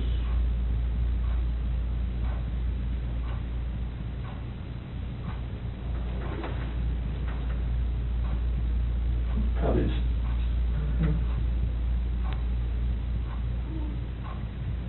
But there's many people that say that you're an amazing guy and you would never do anything bad and has never lost your temper, and you know, all those people that say that about you, there's just as many that would say that about Shanann. So we're going to struggle with that for a while.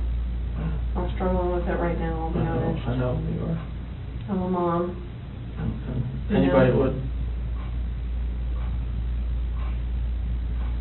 How do we prove best that Shanann did it?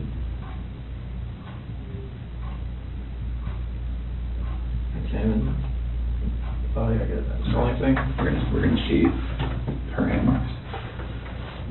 The hand marks are not there. Okay. But there are going to be hand marks? Like they weren't smothered, you think? I shouldn't have been smothered, no. And Bella, I don't know, but she was on top of her, and her head was to the side. And there was no pillow on top of her? I didn't see you on the camera off. Didn't see one on top of her, no. Why were there sheets in the trash in the kitchen? Because those are the same ones out there. I didn't know what else to do. I knew eventually this was you're going to find Shanann. I mean, because... So is she still wrapped in the sheet down in here? It was just laying off to the side. Or maybe the wind took it. So it's right here now? Yeah. It was just next to the side? Like you didn't even try and hide that? I was so scared, I didn't know what to do. Did someone come up on you or something? No, I mean... Were you afraid they were going to start showing up? I knew they were on their way out there, but I mean, it's a long way out there. So I know, and before I forget, I know that they collected a lot of electronics out of your house, like routers and that kind of stuff. Like that's not going to show that she was using her phone like at a time that you said she was strangling the kids or something, right? Okay. What is the password to like all the electronics in your house? I know there was an iPad. iPad should be 2385. 2385. There's not one for the Apple Watches, is there?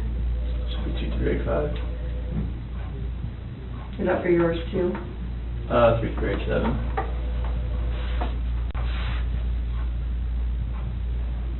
I'm sorry, what was yours? 3387. 2387. And what other stuff do you have? Is there a router, like is there a password for that stuff? Shiny Chair 6. Came with the router. And spell it for me. SHINYCHAIR 6. Number 6. Like that. Shiny Chair 6? Yes. Okay. And then what else was in there? Is there a desktop computer? Yeah, that one, if it has a password, it'd be 428-4915, capital S, lowercase w. Okay.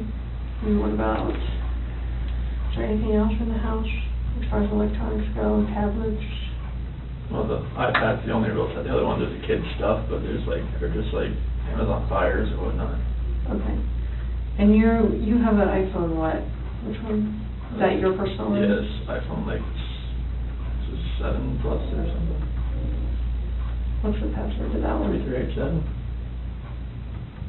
And what about your work phone? Same. Is that this one here? Then obviously Shanann had a iPhone, right? And what was her password? So it changed to 013119. What was that password? The due date the next day. Okay. Nikki told me that one. Nicole told me that one. Okay. So it's me, Nikki's, Nicole's. Yeah, we noticed that. It was getting us very confused. So no other electronics. What about the Echo? Does it have a password? If it does, I don't never knew if it did or not. Okay. You just say Alexa and it starts listening. Oh, it's an Alexa. Is that an Echo still? So, yeah. Okay. Yeah. Okay. The product's called an Echo. Okay. Any other ones that you can think of?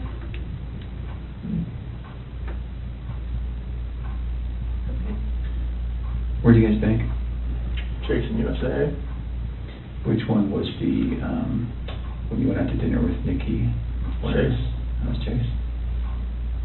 And USAA, is that mortgage? Is that bank? Is that both? Chase is our mortgage lender. Okay.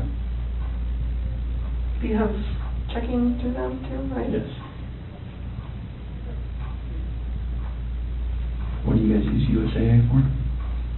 We use that to pay mortgage too, but it's just another, she had that before she met me. Okay.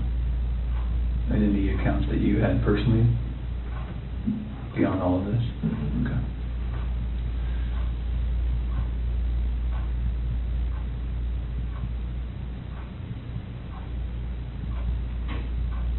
I was going to ask you that. It's all me.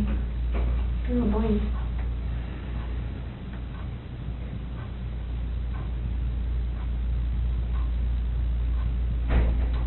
Oh, the security system.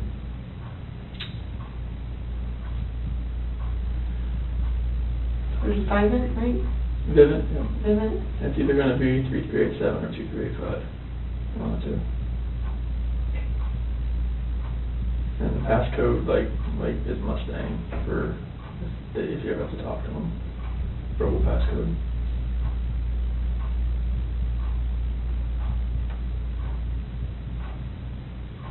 And then what email is associated with that?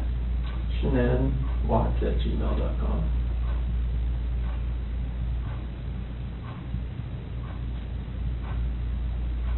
Do you know her Gmail password? Could read that 428-1915. It's just any of her, if most of her passwords are that. Okay. Amazon, everything. And what is that? Is a phone number you said? Yeah. What phone number is that? Her ex-husband's mom.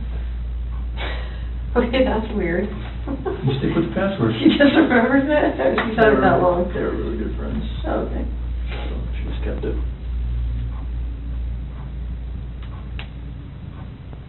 Do you have any other questions for us? Here's the bathroom. Yes. Of course. We do need to do one quick thing.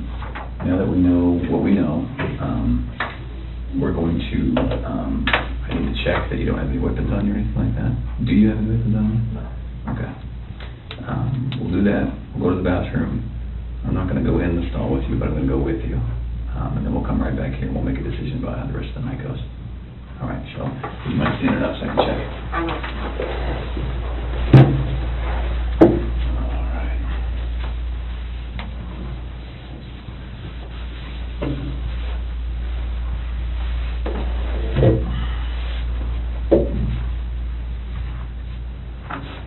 All right, let's go to the bathroom. Okay, let's leave this in there. Yes, please.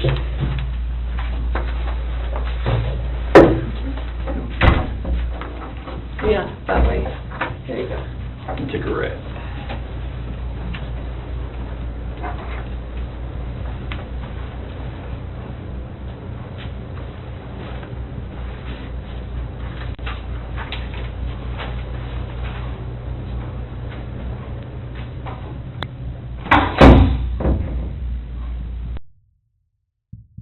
I'm going to take it with me for now, though. And then just for everyone's protection, I'm going to leave that recording. Okay. Glasses? Yes.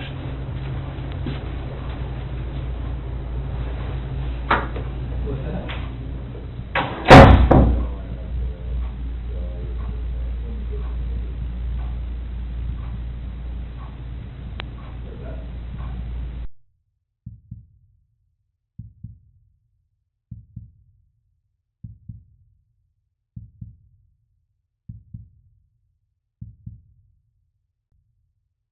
presiding. Good morning and welcome to be seated.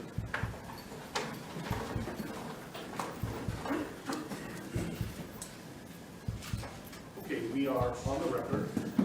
We are in Division 17 of the Weld County District Court, and we are here regarding Weld County case number 18CR2003, people of the state of Colorado versus Christopher Lee Watts. My name is Marcelo Cupcount, a district court judge here in Weld County, and I will be the presiding judge in this case. If I could please have the lawyers identify themselves for the record, starting with the prosecution. Good morning, Your Honor. Michael Rourke on behalf of the people. Patrick Roach on behalf of the people. Your Honor, John Walsh on behalf of the defense. Jay Merson on behalf of Mr. Watts. Thank you. Thank you. And Mr. Rourke, did you want to make a record regarding compliance with the Victims' Rights Act? Yes, Your Honor. We are in compliance with the Victims' Rights Act. Frank Rusick, who is Shanann Watts' father, is present in the courtroom, as is Frankie Rusick, who is Shanann Watts' brother. They are present in the courtroom, and we have advised them of the purpose of today's hearing and what we expect to occur. Thank you. Mr. Watts, last week I gave you a limited advisement because charges had not been filed. They have now been filed, so I'm going to give you a full advisement. If at any time you have any questions, please let me know, and welcome also to certainly consult with your attorneys, okay? Yes, sir. So, you do not need to make any statements. Any statements you make can be used against you. Do you understand? Yes, sir. You have the right to be represented by counsel, and if you're indigent, you have the right to request the appointment of counsel or consult with the public defender before any further proceedings are held, and I see that you've taken advantage of that right. Any plea that you make must be made voluntarily and not the result of undue influence or coercion. You understand? Yes, sir. At this point, I have denied your right to bail, given the charges. You can certainly have a conversation shortly about that issue. You have the right to understand the nature of the charges. We'll go over them in a moment. You have the right to a jury trial. You also have the right to demand and receive a preliminary hearing within a reasonable time to determine whether probable cause exists to believe that the offenses charged were committed by you. Do you understand? Yes, sir. I assume that the defense has received a copy of the complaint and information. Mr. Watts will explain to you what you have been formally charged with and what the possible penalties are. Count 1 alleges that on or about August 13th, 2018, Christopher Lee Watts unlawfully, feloniously, after deliberation, and with the intent to cause the death of a person other than himself, caused the death of Shanann Watts in violation of Colorado Revised Statutes 18-3-102, subsection 1, subsection 8. And that crime is classified as murder in the first degree, a class 1 felony. Do you understand? Count 2 alleges murder in the first degree, also a class 1 felony, and it reads that between and including August 12, 2018 and August 13, 2018, Christopher Lee Watts unlawfully, feloniously, after deliberation, and with the intent to cause the death of a person other than himself, caused the death of Bella Watts in violation of Colorado Revised Statutes 18-3-102, subsection 1, subsection 8. Do you understand? Yes, sir.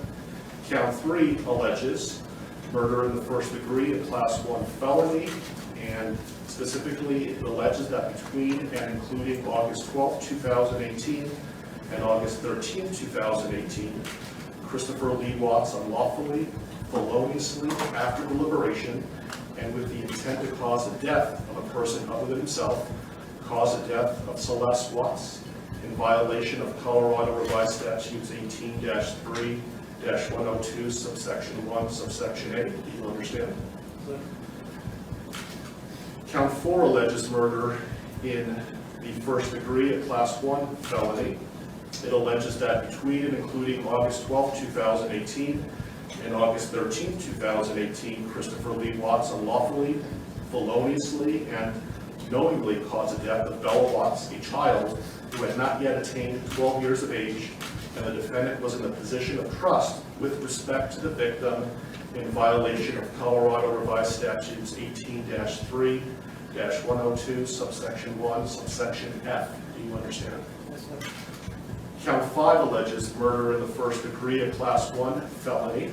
It alleges that between and including August 12th, 2018 and August 13th, 2018, Christopher Lee Watts unlawfully, feloniously, and knowingly caused the death of Celeste Watts, a child who had not yet attained 12 years of age, and the defendant was in a position of trust with respect to the victim in violation of Colorado Revised Statutes 18-3-102, subsection 1, subsection F. Do you understand? Yes, sir. With regard to these first 5 counts, the minimum sentence that the court could impose if convicted is life imprisonment in the Colorado Department of Corrections, and the maximum sentence is death. Do you understand? Yes, sir. Let me also point out that pursuant to Rule 32.1 of the Rules of Criminal Procedure, the prosecutor would have to file a written statement of intent to seek the death penalty no later than 63 days after arraignment. Do you understand? If a life imprisonment sentence was imposed, it would be without the possibility of parole. Do you understand that? Yes, sir. Count 6 alleges a Class 2 felony of unlawful termination of pregnancy in the first degree. Specifically, it alleges that on or about August 13, 2018, Christopher Lee Watts, with the intent to terminate unlawfully the pregnancy of a woman, namely Shanann Watts, feloniously and unlawfully terminated the pregnancy of the woman. Further, the woman died as a result of the unlawful termination of the pregnancy in violation of Colorado Revised Statutes 18-3.5-103. Do you understand? Yes, sir. The possible penalties, if convicted for this crime, is a mandatory minimum 16 years in prison up to 48 years in prison, followed by an additional mandatory parole period of 5 years. Do you understand? Yes, sir. Count 7 alleges tampering with a deceased human body, a Class 3 felony. It alleges that on or about August 13, 2018, Christopher Lee Watts, believing that an official proceeding was pending, in progress, or about to be instituted, and acting without legal right or authority, unlawfully and feloniously, willfully destroyed, mutilated, concealed, removed, or altered a human body, part of a human body, or human remains with the intent to impair it or their appearance or availability in the official proceedings in violation of Colorado Revised Statutes 18-8-610.5. Do you understand? Yes, sir. Count 8 alleges also tampering with a deceased human body, a Class 3 felony. It alleges that on or about August 13, 2018, Christopher Lee Watts, believing that an official proceeding was pending, in progress, or about to be instituted, and acting without legal right or authority, unlawfully and feloniously, willfully destroyed, mutilated, concealed, removed, or altered a human body, part of a human body, or human remains with the intent to impair its or their appearance or availability in the official proceeding in violation of Colorado Revised Statutes 18-8-610.5. Do you understand? Yes, sir. And finally, count 9 alleges tampering with a deceased human body, a Class 3 felony. It alleges that on or about August 13, 2018, Christopher Lee Watts, believing that an official proceeding was pending, in progress, or about to be instituted, and acting without legal right or authority, unlawfully and feloniously, willfully destroyed, mutilated, concealed, removed, or altered a human body, part of a human body, or human remains with the intent to impair its or their appearance or availability in the official proceeding in violation of Colorado Revised Statutes 18-8-610.5. With regard to counts 7, 8, and 9, those Class 3 felonies carry a presumptive range of 4 to 12 years in the Colorado Department of Corrections. If there were sufficient mitigating circumstances, the minimum could be as low as 2 years. If there were sufficient aggravating circumstances, as many as 24 years. And any prison sentence would be followed by an additional mandatory parole period of 3 years. Do you understand? Do you have any questions about what I've said so far? And Mr. Merson, has your office filed a written intent to seek a proof evident presumptive hearing? Not yet, Judge, but we will be following that. This case will be Mr. Walsh's and Ms. Harold's. They will be attorneys listed on the, I believe, the most recent pleading from the defense. Okay, thank you. And I would point out, Mr. Watts, that the prosecution also indicated in the complaint and information that these were acts of domestic violence. Do you understand that? Okay, thank you. And so, Mr. Walsh, what is your request today? Your Honor, considering that we haven't received any discovery of the case, we're not in a good position at this point to advise the court about what kind of time we'll need. My suggestion to the court is that the court allow Mr. Watts to reserve the preliminary hearing in the case, reserve the proof evident hearing, and set the matter for a status conference about 60 days out. So just to be clear, he is waiving his right to have a preliminary hearing within 35 days, that he's not seeking a proof evident presumption great hearing prior to the setting of the status conference in about 60 days, but he's reserving his right to have those hearings in the future, but not necessarily within 35 days. Is that right? Yes, Your Honor. We've spoken about those issues. And do you understand what we're talking about, Mr. Watts? Yes. Do you have any questions about that? Okay. And Mr. Rourke, do you have any objection to that request? No, Your Honor, that seems like the prudent way to proceed at this point. Okay. Let me give you a date that, how does, so 60 days is about October 20th or so. I have October 11th. Does that date work for the parties? I can go a little bit further if you like as well. I think a little bit further would make sense, Your Honor. Thank you.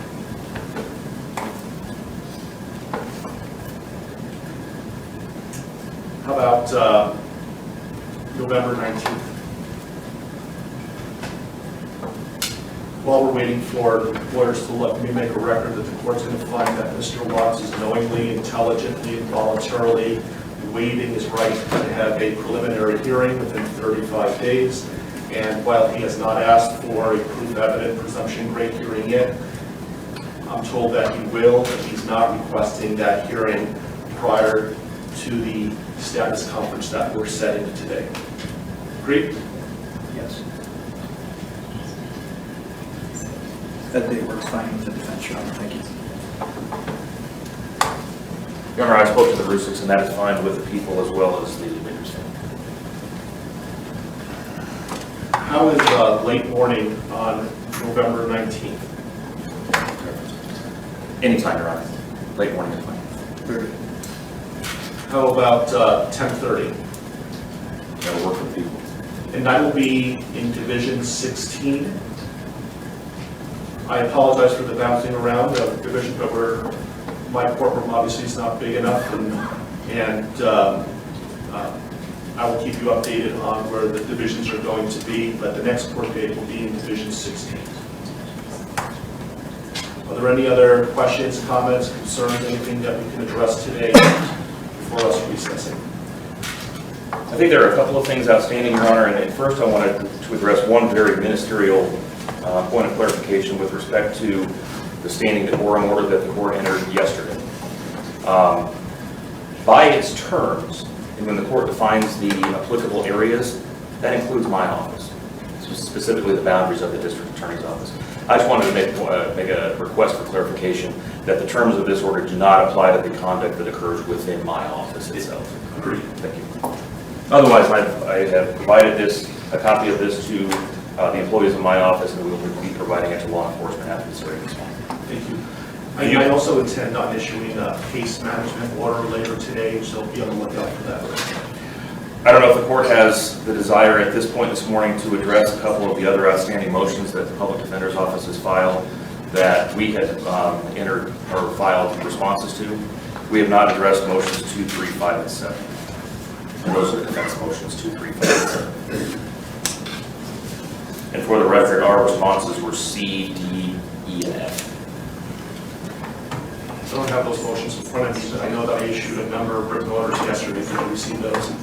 I received written orders, but not as it relates to those four, so perhaps they just haven't reached my desk yet. If they haven't yet, I will issue a written ruling. You'll be getting it shortly. I issued a number of orders yesterday. Your Honor, does that include, I did get the order on motion 5 and motion 7.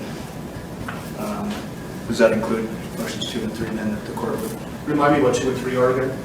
Motion 2 is the motion to allow confidential defense experts to be present for any testing. And we did have a bit of additional argument on that if the court wanted to hear it. Motion 3 is a motion for a protective order. I prefer they put it in writing, then I'll issue a written order with regard to that. Is that something that's time sensitive? I think it could be, Your Honor. I can't speak for the district attorney, but it could be. I can tell the court, understanding what Mr. Walsh is referring to in motion number 2, it is not something that is going to occur in the next day or two, so it's not time sensitive in that respect. So you'll be received, if you want to put something in writing, you're welcome to, and I will issue a written order in a timely manner. Does the court want to give us a deadline for that? Sure. When would you like to file a response? I can have it done in a day or two. Okay. And so, do you have control, Mr. Warren, as to when the testing is going to occur? Absolutely. I can certainly make clear to our forensic agents that pending the litigation or the receipt of a court order on this, that we will not do any forensic testing. That'd be great. So did you want to have time to file a reply to the response? If necessary, if I could have 3 business days to file a response to whatever Mr. Walsh files in the next couple of days, I would appreciate that. Okay, so Mr. Walsh, can you have something filed by close of business tomorrow? Yes, sir. Okay, so close of business on Monday, Mr. Warren? Yes, sir. Then I'll have something to the parties by midweek next week. Thank you. Any other issues that we can resolve today? Not for the people around. No, Your Honor. Okay. Okay, we are in recess. Thank you for your time.